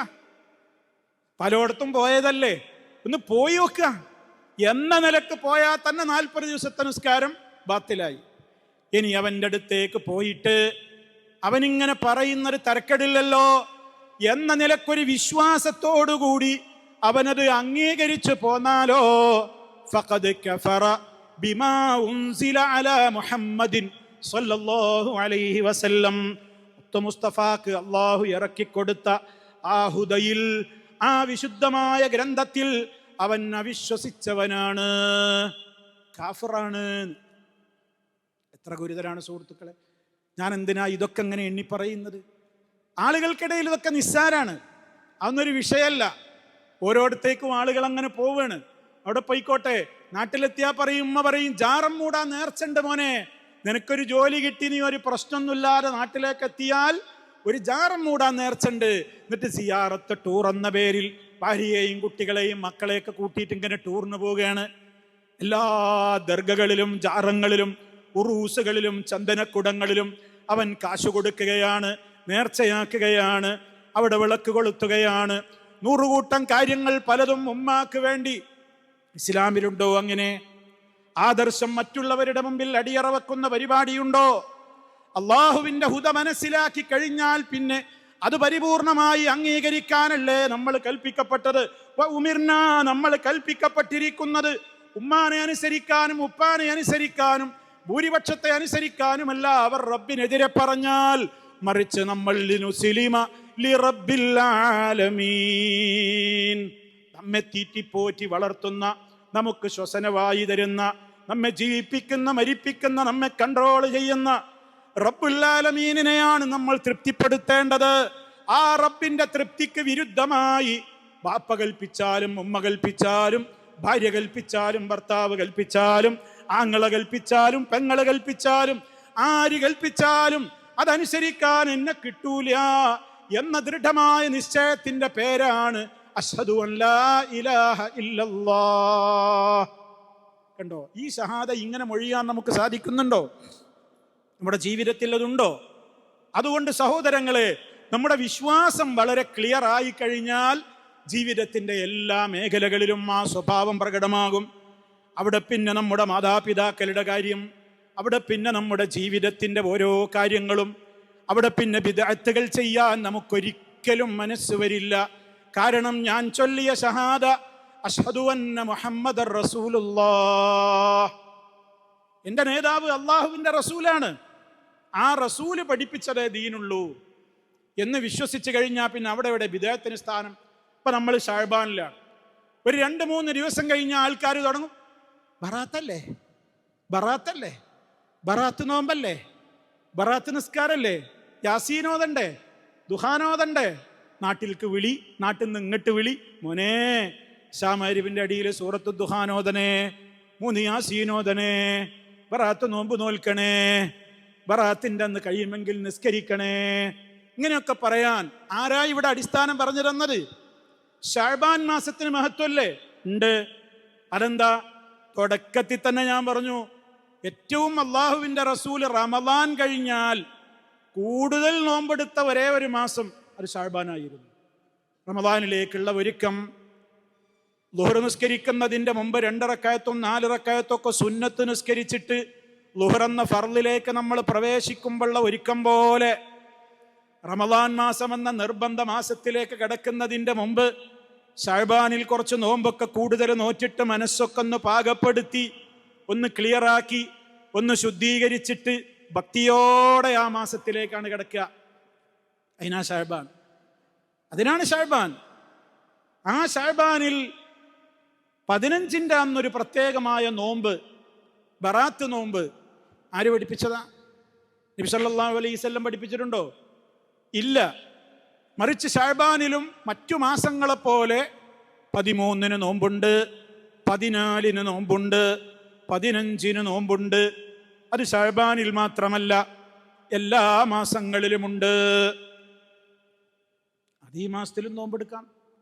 നേരെ മറിച്ച് 13ഉം 14ഉം ഒന്നും എടുക്കാത്തവൻ എന്തു പറയും? ഇന്ന് ബറാത്ത് നോമ്പാണ് എന്ന് പറഞ്ഞിട്ടൊരു നോമ്പ്. അങ്ങനെ ഒരു നോമ്പ് നബി സല്ലല്ലാഹു അലൈഹി വസല്ലം പഠിപ്പിച്ചിരുന്നിട്ടില്ല.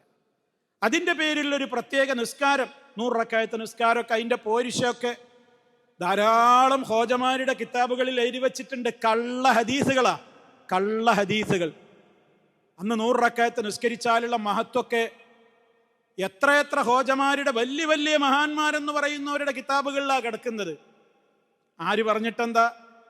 അള്ളാന്റെ റസൂൽ അത് പറഞ്ഞിട്ടില്ല. അന്നത്തെ ദിവസം 3 യാസീൻ ഓരോരുത്തരും കുടുംബത്തിലെ മെമ്പർമാര് തല എണ്ണിയിട്ട് ഓരോരുത്തർക്കും ഓരോരുത്തരുടെ പേരിലും 3 യാസീനോതും വന്ന്. ഒന്നാമത്തെ യാസീൻ എന്തിനാ? നമ്മുടെ റിസ്ക്കിലൊക്കെ നല്ല ബർക്കത്ത് കിട്ടാൻ. കാരണം ഒരു കൊല്ലത്തെ ബഡ്ജറ്റ് തീരുമാനിക്കുന്ന ബജറ്റ് ദിനമാണ് എന്നാണ് ബറാത്ത് രാവ്. ഒരു കൊല്ലത്തെ ബജറ്റ്, ആരൊക്കെ ഈ കൊല്ലം മരിക്കും, ആരൊക്കെ കല്യാണം കഴിക്കും, നിങ്ങൾക്കൊക്കെ എത്ര സാലറി കൂടും, ഇനി ഏതൊക്കെ ജോലിയിലേക്ക് നിങ്ങൾ ട്രാൻസ്ഫർ ആകും, നിങ്ങൾ എന്ന് നാട്ടിൽ പോകും, നിങ്ങൾക്ക് ഇനി കുട്ടികൾ ഉണ്ടാവുമോ, എല്ലാം തീരുമാനിക്കുന്നത് ഈ ബജറ്റ് ദിനത്തിലാണ് എന്നാണ്. അപ്പം അതുകൊണ്ട് തന്നെ റിസ്ക് വിശാലമാകാൻ എന്നുള്ള ഉദ്ദേശത്തോടെ ഒരു യാസീൻ. ഓരോ വീട്ടിൽ 10 ആളുണ്ടെങ്കിൽ 30 യാസീൻ. ഒരാൾ അയാൾക്ക് വേണ്ടി 3 എണ്ണം. അങ്ങനെ റിസ്ക് വിശാലമാകാൻ. മറ്റൊന്നെന്താ? മറ്റൊന്ന് മരണപ്പെട്ട ആളുകൾക്ക് വേണ്ടി അവരുടേതായ എല്ലാ കാര്യങ്ങൾക്കും പരലോകത്തവർക്ക് നന്മ ലഭിക്കുവാൻ. മൂന്നാമത്തതോ ദീർഘായുസ് കിട്ടാൻ, ഒരുപാട് കാലം ജീവിക്കാൻ. ഇതാര് പഠിപ്പിച്ചു തന്നതാണ്? നബി സല്ലല്ലാഹു അലൈഹി വസല്ലം അങ്ങനെ ഒരു പ്രത്യേകത സൂറത്ത് യാസീൻ 3 പ്രാവശ്യം ഓരോരുത്തർക്കും വേണ്ടി പാരായണം ചെയ്യൂ എന്ന് പഠിപ്പിച്ചു തന്നിട്ടില്ല. സൂറത്തു ദുഖാൻ പാരായണം ചെയ്യൽ സുന്നത്താണത്രേ. പരിശുദ്ധ ഖുർആനിൽ സൂറത്തു ദുഖാനിന്റെ തുടക്കത്തിൽ ഹാമീം ഇന്നാ അൻസൽനാഹു ഫീ ലൈലത്തിൻ മുബാറക, അനുഗ്രഹീതമായ ഒരു രാത്രിയിലാണ് തീർച്ചയായും നാം അതിനെ ഇറക്കിയത്. അപ്പൊ ഏതിനെ ഇറക്കിയെന്നാ പറയണേ? ഖുർആൻ ഇറങ്ങിയത് ബറാത്ത് രാവിനാണ്. അത് ഖുർആനെതിരല്ലേ? ഖുർആൻ ഇറങ്ങിയ മാസേതാ? ശഹ്റു റമദാനല്ലദീ ഉൻസില ഫീഹിൽ ഖുർആൻ. റമദാൻ മാസത്തിലാണ് ഖുർആൻ ഇറങ്ങിയത്. ഇനി അതേതാണ് രാത്രി? ലൈലത്തുൻ മുബാറക എന്ന് പറഞ്ഞാൽ ഏതാണ് ആ രാത്രി?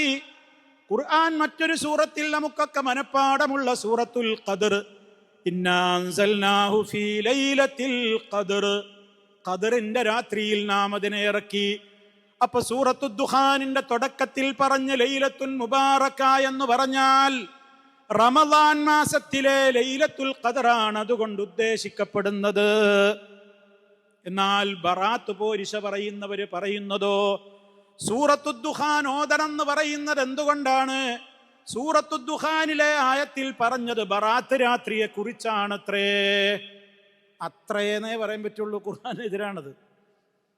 അപ്പൊ സഹോദരങ്ങളെ, ഇങ്ങനെ എത്ര കാര്യങ്ങൾ, ബിദഅത്തിന്റെ ഒരു സാമ്പിളാ ഇപ്പൊ ഞാൻ പറയുന്നത്. ഇതെങ്ങനെ നമ്മൾ അംഗീകരിക്കും? നമുക്കൊരു നോമ്പ് നോൽക്കുന്നതിനോട് എതിർപ്പുണ്ടായിട്ടാ? നിസ്കരിക്കുന്നതിനോട് ആർക്കെങ്കിലും എതിർപ്പുണ്ടായിട്ടാ? ഖുർആൻ ഓതുന്നതിന് വിരോധം ഉണ്ടായിട്ടാ? അങ്ങനെ ചില ആളുകൾ പറയാ, കണ്ടോ നന്മ മുടക്കികളാണ് ഇവര്. നിസ്കരിക്കണ്ടെന്നാ പറയുന്നത്, നോമ്പ് പോൽക്കണ്ടെന്നാ പറയുന്നത്. നോമ്പ് പോൽക്കണ്ടെന്നാ ഞാൻ പറഞ്ഞത്. അന്ന് പറാത്ത് നോമ്പ് എന്ന പേരിലൊരു നോമ്പില്ലാന്ന്. 13-നും 14-നും 15-നും എടുത്തോളും, 3 ദിവസം എടുത്തോന്നാ പറയണേ.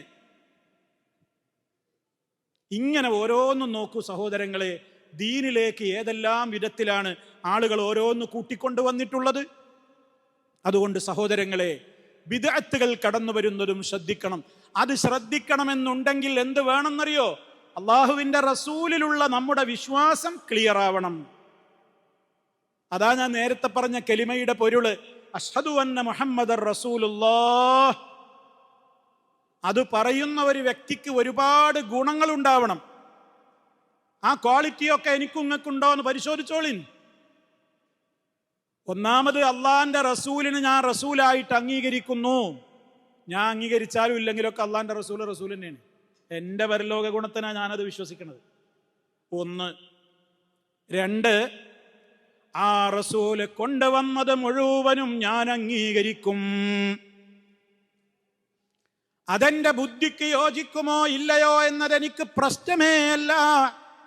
നബിതങ്ങൾ പഠിപ്പിച്ചതാണോ ഞാൻ അംഗീകരിച്ചിരിക്കും. അതാണ് ഷഹാദയുടെ പൊരുള്. ആ ഗുണം ഇന്ന് നഷ്ടപ്പെടുകയാണ്. എത്രയോ ആളുകൾ പറയുന്നു, ഞങ്ങൾക്ക് ഖുർആൻ മതി, ഞങ്ങൾ ഹദീസ് സ്വീകരിക്കൂല.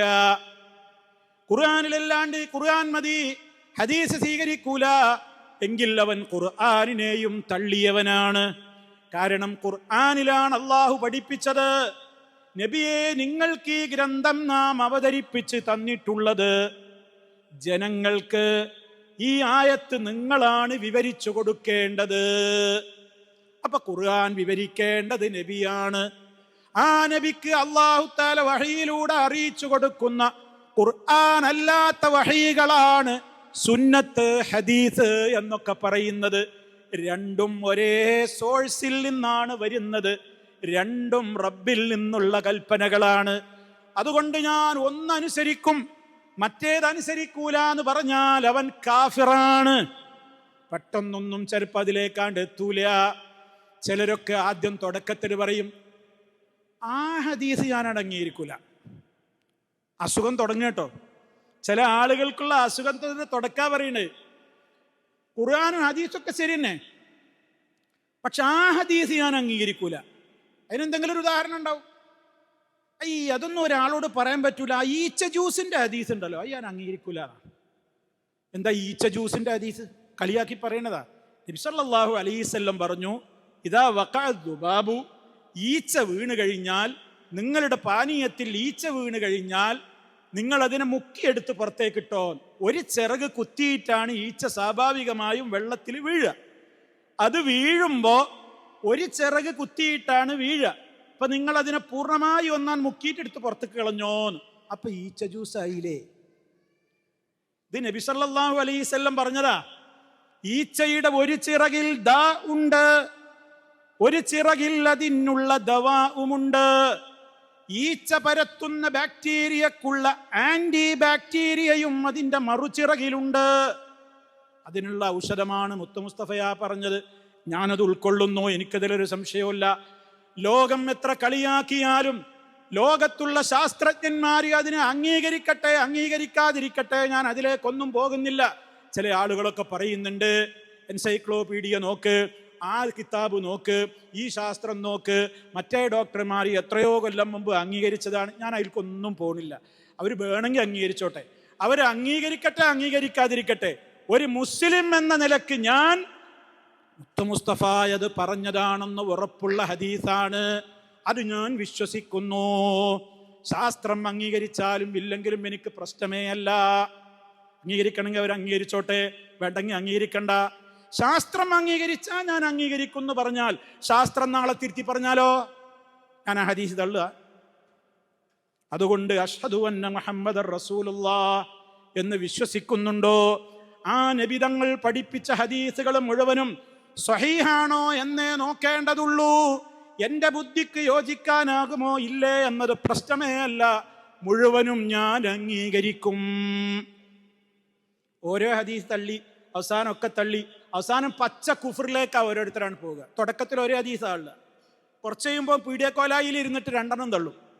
ഇത്തിരി കഴിഞ്ഞാൽ പാർക്കിന്റെ മുമ്പിൽ കുത്തിരുന്ന് കാണ്ട് 4 തള്ളും. കുറച്ചുകൂടി കഴിഞ്ഞാൽ അവൻ്റെ സമ്മേളനത്തിൽ വെച്ചിട്ട് ഒരു 10 തള്ളും. പിന്നെ അവസാനം മുഴുവനാണ് തള്ളും. കാഫിറായി പോകും. അള്ളാഹു കാത്ത് രക്ഷിക്കുമാറാകട്ടെ. ഹദീസുകൾക്ക് വിലയുണ്ട്. ഒരു ഹദീസിനെയും സഹിയായ ഒരൊറ്റ ഹദീസുകളെയും എന്ത് ചെയ്യരുത്, നിഷേധിക്കരുത്.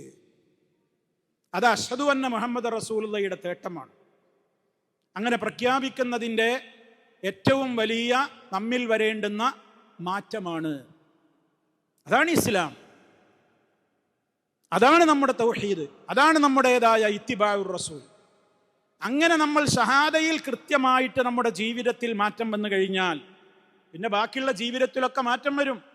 പിന്നെ മാതാപിതാക്കളെ നോക്കാനും ആരും നമ്മളോട് ആയത്തും ഹദീസൊന്നും ഓതണ്ട. ഇന്നിപ്പോൾ വലിയ തർക്കതാണല്ലോ. പ്രായമായി കഴിഞ്ഞാൽ പിന്നെ മാപ്പാനി ഇമ്മാനി നോക്കണ വിഷയത്തിൽ ഇപ്പോൾ വലിയ തർക്കമാണ്. പണ്ടത്തേക്കാൾ അത് കൂടി, മുമ്പുള്ള കാലത്തേക്കാൾ ഇപ്പൊ കൂടി വരുന്നൊരു തർക്കം എന്താണ്? നമുക്ക് പ്രായമായാൽ നമ്മെ ആര് നോക്കണം? ആരും വിചാരിക്കണ്ട ഇതൊന്നും എനിക്ക് വരൂല, കാത്തിരുന്നോളിൻ, അള്ളാഹു കാത്തി രക്ഷിക്കുമാറാകട്ടെ. മക്കൾക്കിടയിൽ ചർച്ചയാണ് എന്ത് അറിയോ? എനിക്ക് മാത്രമൊന്നുമല്ലല്ലോ, എൻ്റെ മാത്രം ബാപ്പിമ്മയൊന്നുമല്ലല്ലോ, എൻ്റെതും അല്ലേ. ജ്യേഷ്ഠാനുജന്മാരും മക്കൾ തമ്മിൽ അങ്ങോട്ടും ഇങ്ങോട്ടും ചർച്ചയാണ്, ആരാ നോക്കേണ്ടത്. അങ്ങനെ ഇവർ പ്രായമായി, മാതാപിതാക്കൾ വയോവൃദ്ധരായി, അവരെ നോക്കാൻ ആളില്ല. ഒരു മകൻ നോക്കും കുറച്ചു ദിവസം, ഇഞ്ഞിമ്മ അപ്പുറത്ത് പോയിന്നോ, അവൾ നോക്കിക്കഴിഞ്ഞു, ഇഞ്ഞിപ്പുറത്ത് പോയിന്നോ. എന്താ ഞങ്ങൾക്ക് എവിടേക്കും ഇറങ്ങൊന്നും വേണ്ടേ? ഈ ഇമ്മാനും മാപ്പാനെയും കെട്ടിപ്പിടിച്ചിങ്ങനെ ഇരുന്നാ മതിയോ? നമുക്കെവിടെയും ടൂറൊന്നും പോണ്ടേ? നമുക്കൊരു സ്ഥലത്തേക്കും പോകാൻ പാടില്ല. നിങ്ങൾക്ക് എത്ര മക്കളുണ്ട് എന്നാ ചോദിക്കുന്നത്. ആര് പലപ്പോഴും മാതാപിതാക്കളെ നോക്കുന്നതിൽ നിന്ന് സ്വന്തം മക്കളെ പിന്തിരിപ്പിക്കുന്നതിൽ കയറി വരുന്ന മരുമക്കൾക്ക് പങ്കുണ്ട്. കയറി വരുന്ന മരുമക്കൾക്ക് പങ്കുണ്ട്. ചിന്തിക്കണം പ്രിയമുള്ളവരെ. ആൺമക്കൾക്ക് അവരുടെ മാതാപിതാക്കളോട് ബഹുമാനവും സ്നേഹവും അവരെ നോക്കാനും ഒക്കെയുള്ള കാര്യങ്ങളിൽ ഏർപ്പെടുമ്പോ വന്നു കയറിയ പെൺമക്കൾക്ക് തോന്നുകയാണ് നമ്മുടെ സ്വൈരം നശിക്കുകയാണ്, നിങ്ങൾ മാത്രല്ലല്ലോ മക്കളുള്ളത്, വേറുള്ളടത്തും പോയി നിൽക്കട്ടെ എന്ന് പറഞ്ഞ് മാതാപിതാക്കളെ ഇങ്ങനെ അങ്ങോട്ട് ഇങ്ങോട്ട് അവര് നോക്കട്ടെ ഇവര് നോക്കട്ടെ എന്ന് പറഞ്ഞിട്ട് തട്ടിക്കളിക്കുന്ന ഒരു മനസ്ഥിതി ആ ഉമ്മയും ഉപ്പയും അറിയേണ്ടി വന്നാലുള്ള ഒരു അവസ്ഥ എന്താണ് പ്രിയമുള്ളവരെ?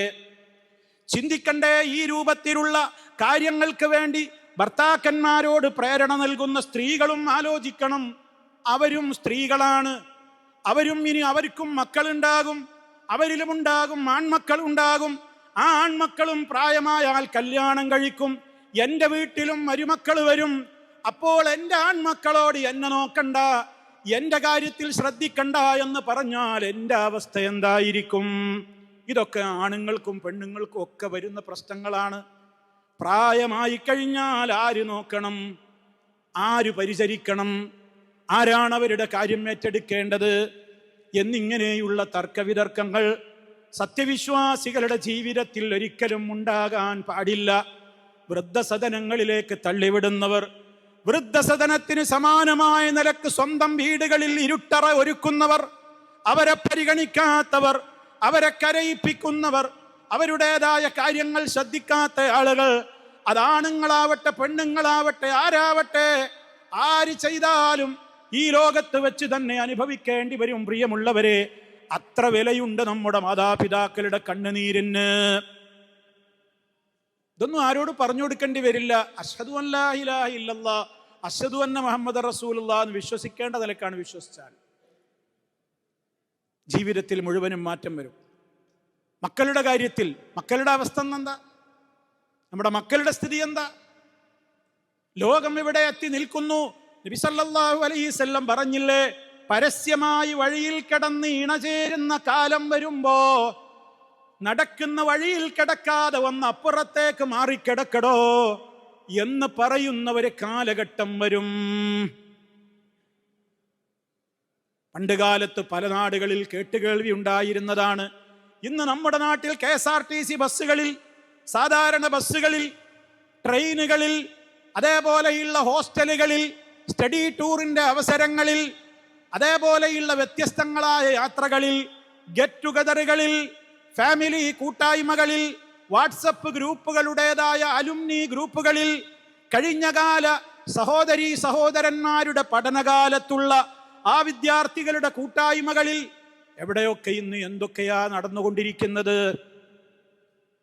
എന്താ പ്രശ്നം? അവിഹിതമായ ബന്ധങ്ങൾ, വൈറലാകാൻ വേണ്ടി ക്യാമറ എടുക്കലുകൾ, വ്യത്യസ്തങ്ങളായ നിലക്കുള്ള മനുഷ്യരുടേതായ പെരുമാറ്റങ്ങൾ, അവിഹിതമായ രൂപത്തിലുള്ള ഇടപെടലുകൾ, ചാറ്റിങ്ങുകളിലൂടെ ചീറ്റിങ്ങുകൾ, ഒളിച്ചോട്ടങ്ങൾ, വഴിവിട്ട ബന്ധങ്ങൾ, വേഷവിധാനങ്ങൾ, കല്യാണത്തിന്റെ പേരിലുള്ള കൂത്താട്ടങ്ങൾ. അവിടെ ഇരിക്കുകയാണ് നോക്കുകുത്തിയായി ബാപ്പയും ഉമ്മയും. സ്റ്റേജിൽ ആണും പെണ്ണും ഇടകലർന്ന് തിമർത്താടുകയാണ്. അവരുടേതായ ഒരു മേളയാണ് അവിടെ നടക്കുന്നത്. അവിടെ പാട്ടുകളുണ്ട്, കൂത്തുകളുണ്ട്, ഡാൻസുകളുണ്ട്. അവിടെ ബാപ്പ ഉമ്മ എന്നൊക്കെ പറഞ്ഞിട്ട് ഒന്നിനും കൊള്ളാത്ത ഒരു ചാരിമരത്തിൽ ചാരിയിരിക്കപ്പെട്ടതുപോലെ ഇരിക്കുക എന്നുള്ളതല്ലാതെ നിയന്ത്രണം നഷ്ടപ്പെടുന്ന ഒരു ലോകത്ത് മാതാപിതാക്കളുടെ കൽപ്പനകളെപ്പോലും മാനിക്കാതെ റബ്ബിന് ഏറ്റവും ശുക്ർ പറയേണ്ടുന്ന വിവാഹ ദിനത്തെ ഏറ്റവും വൃത്തികെട്ട കാര്യങ്ങളിലേക്ക് വഴിമാറ്റുന്ന കുടുംബങ്ങളാണ് ഇന്ന് വളർന്നുകൊണ്ടിരിക്കുന്നത്. സഹോദരങ്ങളെ, ആരെ ആക്ഷേപിക്കാൻ വേണ്ടി പറയുന്നതല്ല. ഇതൊക്കെ നമ്മുടെ വീടുകളുടെ അവസ്ഥയാണ്. എന്തേ ഇങ്ങനെ മാറ്റം വരാതെ മുന്നോട്ട് പോകുന്നത്? പഠനങ്ങൾ കുറയുകയാണ്. റബ്ബിനെ കുറിച്ചുള്ള പേടിയില്ലാതെ ഇതുകൊണ്ടൊന്നും മാറ്റം വരൂല. പറയുന്നവര് മോശക്കാരാകും, ഉപദേശിക്കുന്നവരെ ട്രോളും, അവർക്ക് സമൂഹത്തിൽ വില നഷ്ടപ്പെടും. അതൊക്കെ ശരിയാണ്. പക്ഷേ പരലോക കോടതിയിൽ നമുക്ക് രക്ഷപ്പെടണ്ടേ ഉമ്മമാരെ, ഉപ്പമാരെ? പരലോക കോടതിയിൽ നമുക്ക് രക്ഷപ്പെടണ്ടേ? അവിടെ ആരാണ്ടാവുക? മക്കളുണ്ടോ? ബാപ്പയുണ്ടോ? തിന്മക്ക് പ്രേരിപ്പിച്ച ഭർത്താവുണ്ടോ? ഭാര്യയുണ്ടോ? കുടുംബങ്ങളുണ്ടോ? ആരാ ഉള്ളത്? ഓരോരുത്തർക്കും അവരവരുടെ കാര്യമല്ലാതെ മറ്റെന്താ അവിടെയുള്ളത്? ആ ഭയത്തോടുകൂടി, പരലോക ഭയത്തോടുകൂടി, റഹ്മാനായ റബ്ബിന്റെ കഠിന കഠോരമായ നരകമാണല്ലോ വരാൻ പോകുന്നത് എന്ന പേടിയോടുകൂടി നമ്മുടെ ജീവിതത്തെ നിയന്ത്രിക്കലല്ലാതെ നിർവാഹമൊന്നുമില്ല. അതുകൊണ്ട് മാത്രമേ സുഹൃത്തുക്കളെ രക്ഷപ്പെടാൻ കഴിയുള്ളൂ. നമ്മൾ ഇതൊക്കെ പഠിക്കണ്ടേ, മനസ്സിലാക്കണ്ടേ? ജീവിതത്തിൽ ഒന്നിനും സമയമില്ല എന്ന് പറഞ്ഞിട്ട്, ഒന്നിനും നേരമില്ല എന്ന് പറഞ്ഞിട്ട് ഏറ്റവും പ്രാധാന്യമർഹിക്കുന്ന കാര്യങ്ങളെ മനസ്സിലാക്കാതെ പോയാൽ എല്ലാ തിരക്കും കഴിഞ്ഞിട്ടുണ്ട് നമ്മളൊരു കിടന്നു കൊടുക്കല്. അത് മരണത്തിന്റെ മലക്കിന്റെ മുമ്പിൽ കിടന്നു കൊടുക്കലാണ്. അതുവരെ എനിക്ക് നല്ല കാര്യത്തിന് വിളിച്ചാലും, ഖുർആൻ പഠിക്കാൻ പറഞ്ഞാലും, ഹദീസ് പഠിക്കാൻ പറഞ്ഞാലും, നന്മകൾ കേൾക്കാൻ വിളിച്ചാലും ഒക്കെ പലർക്കും പല രൂപത്തിലുള്ള വഴികഴിവുകളും പറയും. തിരക്കാണ്, സമയമല്ല, ബിസിയാണ്. എല്ലാ ബിസിയും തീരുന്ന നേരമാണ് മരണം. ആ സമയത്ത് മരണത്തിന്റെ മലക്കിനോട് മനുഷ്യൻ കെഞ്ചും, റബ്ബിർജിഊൻ, റബ്ബേ നീ എന്നെ ഒന്ന് മടക്കിത്തരാമോ? ലഅല്ലി അഅമലു സാലിഹൻ ഫീമാ തറക്തു, ഞാൻ ചെയ്യാതെ വിട്ടുപോയിട്ടുള്ള സൽക്കർമ്മങ്ങളൊക്കെ ഞാനൊന്ന് ചെയ്തോളാം, എന്നെ ഈ മരണത്തിൽ നിന്ന് ഒന്ന് പിന്തിച്ചു തരാമോ? അല്ലാഹുവിന്റെ മറുപടി എന്താ? കല്ലാ ഇന്നഹാ കലിമ, അതൊരു വെറും വർത്താനാ. എത്ര കരഞ്ഞിട്ടും കാര്യമില്ല. അത് പറയുന്നവര് പറഞ്ഞുകൊണ്ടേയിരിക്കും, നിലവിളിക്കുന്നോ നിലവിളിച്ചുകൊണ്ടേയിരിക്കും. അതുകൊണ്ടൊന്നും മടക്കല്ല. പിന്നെ ഇനി എങ്ങോട്ടാ പോക്ക്? വമിൻ വറാഇഹിം ബർസഖുൻ ഇലാ യൗമി യുബ്അസൂൻ, പുനരുത്ഥാന നാൾ വരെ ഇനി അവർക്ക് ചെന്ന് കിടക്കേണ്ടുന്ന ബർസഖിന്റെ ലോകമേ ഉള്ളൂ. അതാണ് ഖബർ. അവിടെയാണ് രക്ഷയുണ്ട്, ശിക്ഷയുണ്ട്, പരീക്ഷണങ്ങളുണ്ട്, ചോദ്യങ്ങളുണ്ട്, ഉത്തരം പറയേണ്ടതുണ്ട്.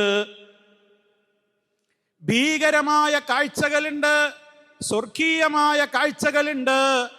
അതൊക്കെ നല്ലവർക്കും ചീത്തയായ ആളുകൾക്കുമുള്ള വ്യത്യസ്തങ്ങളായ ക്രമീകരണങ്ങളാണ്. പക്ഷേ ആ മരണനേരത്ത് എനിക്ക് സമയമുണ്ട് എന്ന് പറഞ്ഞിട്ട് വല്ല കാര്യമുണ്ടോ? അതുകൊണ്ട് സുഹൃത്തുക്കളെ, നമ്മുടെ കടമ നമ്മൾ നിർവഹിക്കണം. പരിശുദ്ധ റമദാനാ വരാൻ പോകുന്നത്. ജീവിതത്തിൻ്റെ എല്ലാ ഇന്നലകളിൽ സംഭവിച്ചതും അന്നേക്ക് കാത്തുവെക്കാതെ ഇന്ന് മുതലേ പശ്ചാത്തപിക്കുന്ന മനസ്സുമായി മുന്നോട്ട് പോകണം. കാരണം റമദാനിൽ നമ്മൾ ഉണ്ടാവുമോ? ആർക്കാ ഉറപ്പ് പറയാൻ കഴിയുക? അതിനിപ്പോൾ അസുഖം വേണോ? അസുഖം വേണോ? എത്ര ആളുകളാണ് പെട്ടെന്ന് കുഴഞ്ഞു വീഴല്ലേ? പ്രായം പ്രശ്നമാണോ? കുട്ടികള്, യുവാക്കള്, വയോവൃദ്ധന്മാര്, പലരും, എല്ലാവരും ഉണ്ട്. മരണത്തിന് പ്രായമില്ല, സമയമില്ല, ഒന്നുമില്ല. അതതിൻ്റെ സമയത്ത് കൃത്യമായി നടക്കും. പിന്നെ നമ്മൾ നമ്മുടെ ലോകത്ത് ഒറ്റക്കായി, ആരുമില്ല. നമ്മെ പല തിന്മകളിലേക്കും പിരികയറ്റി നമ്മെ ഒരു കളിപ്പാവയുടെ സ്ഥാനത്ത് നിർത്തി സ്ക്രൂ മുറുക്കി പറഞ്ഞയച്ച ഒരാളും നമ്മുടെ ഖബറിൽ ഉണ്ടാവില്ല. നമ്മുടെ ഒറ്റക്കാണത്. നമ്മളെ വിചാരണയുടെ കേന്ദ്രത്തിൽ അവരാരും ഇല്ല. ആ ദിനത്തെ ഭയപ്പെട്ടുകൊണ്ട് മുന്നോട്ട് പോകണം. നമ്മുടെ നാടിന് ആവശ്യമുണ്ട് ഒരുപാട് സഹായങ്ങൾ. റമദാനിലേക്ക് നമ്മുടേതായ പ്രവർത്തനങ്ങളുടെ ഒരുപാട് സഹായങ്ങൾ ആവശ്യമുണ്ട്. ഇഫ്താറിന്റെ കിറ്റുകൾ, ഭക്ഷണ കിറ്റുകൾ പാവപ്പെട്ടവരുടെ വീടുകളിലേക്ക് ഒഴുകേണ്ടതുണ്ട്. നമ്മുടെ നാട്ടിലേക്ക് വിസ്ഡം ഇസ്ലാമിക് ഓർഗനൈസേഷന്റെ പ്രവർത്തകന്മാർ നാട്ടിൽ അത് കലക്ട് ചെയ്തുകൊണ്ടേയിരിക്കുകയാണ്, പ്രവാസികളിൽ നിന്നും മറ്റുള്ളവരിൽ നിന്നുമൊക്കെ. നോമ്പ് തുറക്കുവാനുള്ള വിഭവങ്ങൾ അടങ്ങുന്ന ഭക്ഷണ സാധനങ്ങളുടെ കിറ്റുകൾ റമദാനിന് സ്പെഷ്യലായി, അതേപോലെ തന്നെ ഈദ് കിസ്വക്ക് കൊടുക്കുവാൻ വേണ്ടി, കുട്ടികൾക്കുള്ള പുത്തനുടുപ്പുകൾക്ക് വേണ്ടി. അതിനെല്ലാം പുറമെ ഇവിടെ നേരത്തെ വിശദീകരിക്കപ്പെട്ടിട്ടുള്ള വിസ്ഡം ഇസ്ലാമിക് ഓർഗനൈസേഷന്റെ യൂത്ത് ഘടകം നടത്തുന്ന ട്രീറ്റ് എന്ന പദ്ധതി. എന്താണ് ആ ട്രീറ്റ് എന്ന പദ്ധതി കൊണ്ട് ഉദ്ദേശിക്കപ്പെടുന്നത്? നിങ്ങൾ കേട്ടുകഴിഞ്ഞതാണ്. പാവപ്പെട്ട നിർധനരായ കുടുംബങ്ങളെ ആരൊക്കെയാണെന്ന് ലിസ്റ്റ് ചെയ്ത് മാസാന്തം 2000 രൂപ അവർക്ക് വേണ്ടി നൽകുകയാണ്. അവരുടെ കയ്യിൽ കൊടുക്കല്ല, അവർക്ക് ചെന്ന് പർച്ചേസ് ചെയ്യാവുന്ന ഒരു കട സെലക്ട് ചെയ്തിട്ട് കടയുടമയ്ക്ക് നമ്മൾ 2000 കൊടുക്കുകയാണ്. ഇന്നയാൾ ഒരു വ്യക്തി വന്നാൽ അയാൾക്ക് ആവശ്യമുള്ള സാധനം 2000 വരെ നിങ്ങൾ കൊടുക്കണം. നമുക്കെന്താ വേണ്ടതെങ്കിൽ പോയി പർച്ചേസ് ചെയ്യാം. എനിക്കാരാണ് ആ 2000ന്റെ സാധനം തന്നതെന്ന് വാങ്ങുന്ന എനിക്കറിഞ്ഞൂടാ, അതറിയാൻ സംവിധാനമല്ല. കാരണം വാങ്ങുന്നവനൊരു അഭിമാനമുണ്ട്. വാങ്ങുന്ന എനിക്ക്, മേലുള്ള കൈ വാങ്ങുന്ന കൈയിനൊരു അഭിമാനമുണ്ട്. ആ അഭിമാനത്തെ അപമാനിക്കാൻ നമ്മൾ ഉദ്ദേശിക്കുന്നില്ല. അതിനല്ല, ഇത് പത്രത്തിൽ പേര് വരാനും ഇത് ഫോട്ടോ എടുത്ത് കൊടുക്കാനൊന്നുമല്ല. ഇത് പാവങ്ങളായ ആളുകളുടെ വീടുകളിൽ, നിർധനരായ ആളുകളുടെ വീടുകളിൽ, അവർക്ക് അത്യാവശ്യമായ നിത്യവരുമാനത്തിനുള്ള വകയുള്ള ആളുകൾക്ക് പോലും എന്തെങ്കിലും ചെലവിനുള്ള പൈസ കിട്ടിയാൽ ബാക്കിയുള്ളതെങ്കിലും അവനവന്റെ പല കാര്യങ്ങൾക്കും കൂട്ടിവെക്കാലോ എന്ന് സ്വപ്നം കാണുന്ന പട്ടിണി പാവങ്ങളുണ്ട്. അവർക്കൊക്കെ ഉപകരിക്കുന്നതാണ് ഈ സംവിധാനം ട്രീറ്റ്. ഒരു 2000 രൂപ ഒരാൾക്ക്, 2000 രൂപ, അതിനൊക്കെ എത്ര റിയാൽ വരുള്ളൂ ഒക്കെ നമ്മൾ ആലോചിച്ചാൽ നമുക്ക് മനസ്സിലാവും. ആ പദ്ധതികളിലേക്ക് നമ്മൾ അകവഴിഞ്ഞ് സംഭാവനകൾ ചെയ്യണം. ഓരോ പദ്ധതികളും അതൊക്കെ ദീനിന്റെ മാർഗമാണ്, അള്ളാഹുവിൻ്റെ പൊരുത്തം ഉദ്ദേശിച്ചുകൊണ്ടാവണം എന്ന് മാത്രം. അതാണ് ഇഖ്ലാസ്. അങ്ങനെ നമ്മൾ പരിശുദ്ധമായ റമദാനിലേക്കെത്തി റമദാനിൻ്റെ ഓരോ പ്രവർത്തനങ്ങളിലേക്കും നമുക്ക് ഏർപ്പെടാനൊക്കെ നിരന്തര പ്രാർത്ഥനയോടെ കാത്തിരിക്കുക. ആ നിലക്ക് അള്ളാഹു അതിന് നമുക്കൊക്കെ തൗഫീക്ക് പ്രദാനം ചെയ്യുമാറാകട്ടെ. സഹോദരങ്ങളെ, ഒരുപാട് കാര്യങ്ങളിലേക്കുള്ള ചില സൂചനകളാണ് ഞാൻ നൽകിയത്. നിങ്ങൾ ധാരാളമായി പഠിക്കണം, ധാരാളമായി വായിക്കണം, പഠിക്കണം. നേരത്തെ ഇവിടെ എണ്ണി പറഞ്ഞ, ഇവിടെ ജുബൈലിലും പരിസരങ്ങളിലും നടക്കുന്ന വിജ്ഞാന വേദികളുടെ ധാരാളക്കണക്കിന് കാര്യങ്ങൾ ഇവിടെ വിശദീകരിച്ചു. ഈ ഇരിക്കുന്ന എല്ലാവരും അത്തരത്തിലുള്ള ഓരോ ക്ലാസ്സുകളിലെയും വിദ്യാർത്ഥികളായി മാറണം. നിങ്ങൾ പ്രവാസ ലോകത്ത് നിങ്ങൾക്ക് ലഭിക്കുന്ന മഹത്തായ അനുഗ്രഹങ്ങളാണത്. ആ അനുഗ്രഹങ്ങളൊക്കെ നഷ്ടപ്പെടുമ്പോഴാണ് അതിൻ്റെ വിലയറിയുക. അത് ഉപയോഗപ്പെടുത്തുക, നന്മയുടെ വക്താക്കളായി മാറുക, അള്ളാഹു പഠിപ്പിച്ച ഹുദ എന്താണെന്ന് കൃത്യമായി മനസ്സിലാക്കി അതിൽ മാത്രം ഒതുങ്ങി നിൽക്കുക. അപ്പുറത്തും ഇപ്പുറത്തുമുള്ള പൈശാചികമായ മേഖലകളിലേക്ക് അവിഹിതങ്ങളിലേക്ക്, തോന്നിവാസങ്ങളിലേക്ക്, അന്ധവിശ്വാസങ്ങളിലേക്ക്, ലഹരിയിലേക്ക്, തിന്മകളിലേക്ക്, ഒരുപാട് മാർഗങ്ങളിലേക്ക് മാടി വിളിച്ചുകൊണ്ടിരിക്കുന്ന പൈശാചിക ദുർബോധനങ്ങളിൽ നിന്ന് രക്ഷപ്പെടുക. നിരന്തരം റബ്ബിനോട് അതിനുവേണ്ടി തേടിക്കൊണ്ടേയിരിക്കുക. അള്ളാഹു നമുക്ക് തൗഫീഖ് പ്രദാനം ചെയ്യുമാറാകട്ടെ. മാരകമായ രോഗങ്ങളിൽ നിന്ന് നമ്മയെല്ലാം അവൻ കാത്ത് രക്ഷിക്കുമാറാകട്ടെ. ഏത് സമയത്തും റബ്ബിൻ്റെ പ്രത്യേകമായ കാവൽ, അവൻ്റെ സംരക്ഷണം, അവൻ്റെ ബറക്കത്തുകൾ, അവൻ്റെ റഹ്മത്തുകൾ അവൻ നമ്മിൽ സദാ വർഷിച്ചു കൊണ്ടിരിക്കുമാറാകട്ടെ. നമ്മിലെ രോഗികൾക്ക് അള്ളാഹു പരിപൂർണമായും ശിഫ നൽകുമാറാകട്ടെ. നമ്മിൽ നിന്ന് മരണപ്പെട്ടു പോയ നമ്മുടെ മാതാപിതാക്കൾ, മറ്റു ബന്ധുമിത്രാദികൾ, പരിചയമുള്ളവർ അല്ലാത്തവർ എല്ലാവരുടെയും പരലോകം അള്ളാഹു ധന്യമാക്കി കൊടുക്കുമാറാകട്ടെ. എല്ലാ അർത്ഥത്തിലും പരലോക ശിക്ഷകളിൽ നിന്ന് നമ്മയും അവരെയും അള്ളാഹു കാത്ത് രക്ഷിക്കുമാറാകട്ടെ. റബ്ബിൻ്റെ ജന്നത്തിൽ നമ്മയും അവരെയും അള്ളാഹു ഒരുമിച്ച് കൂട്ടിച്ചേർക്കുമാറാകട്ടെ. സംസാരിച്ചതും കേട്ടതും ഇവിടെ സമയം ചെലവഴിച്ചതും വളരെയേറെ പരലോകത്തേക്ക് ഉപകാരപ്രദമാകുന്ന നിലക്കുള്ള ഒരു സ്വാലിഹായ അമലായി അള്ളാഹു ഖബൂൽ ചെയ്യുമാറാകട്ടെ. റബ്ബനാ തഖബ്ബൽ മിന്നാ ഇന്നക അൻതസ് സമീഉൽ അലീം. അല്ലാഹുമ്മ സ്വല്ലി അലാ മുഹമ്മദിൻ വഅലാ ആലി മുഹമ്മദ് വൽഹംദുലില്ലാഹി റബ്ബിൽ ആലമീൻ. വസ്സലാമു അലൈക്കും വറഹ്മത്തുള്ളാഹി വബറകാതുഹു.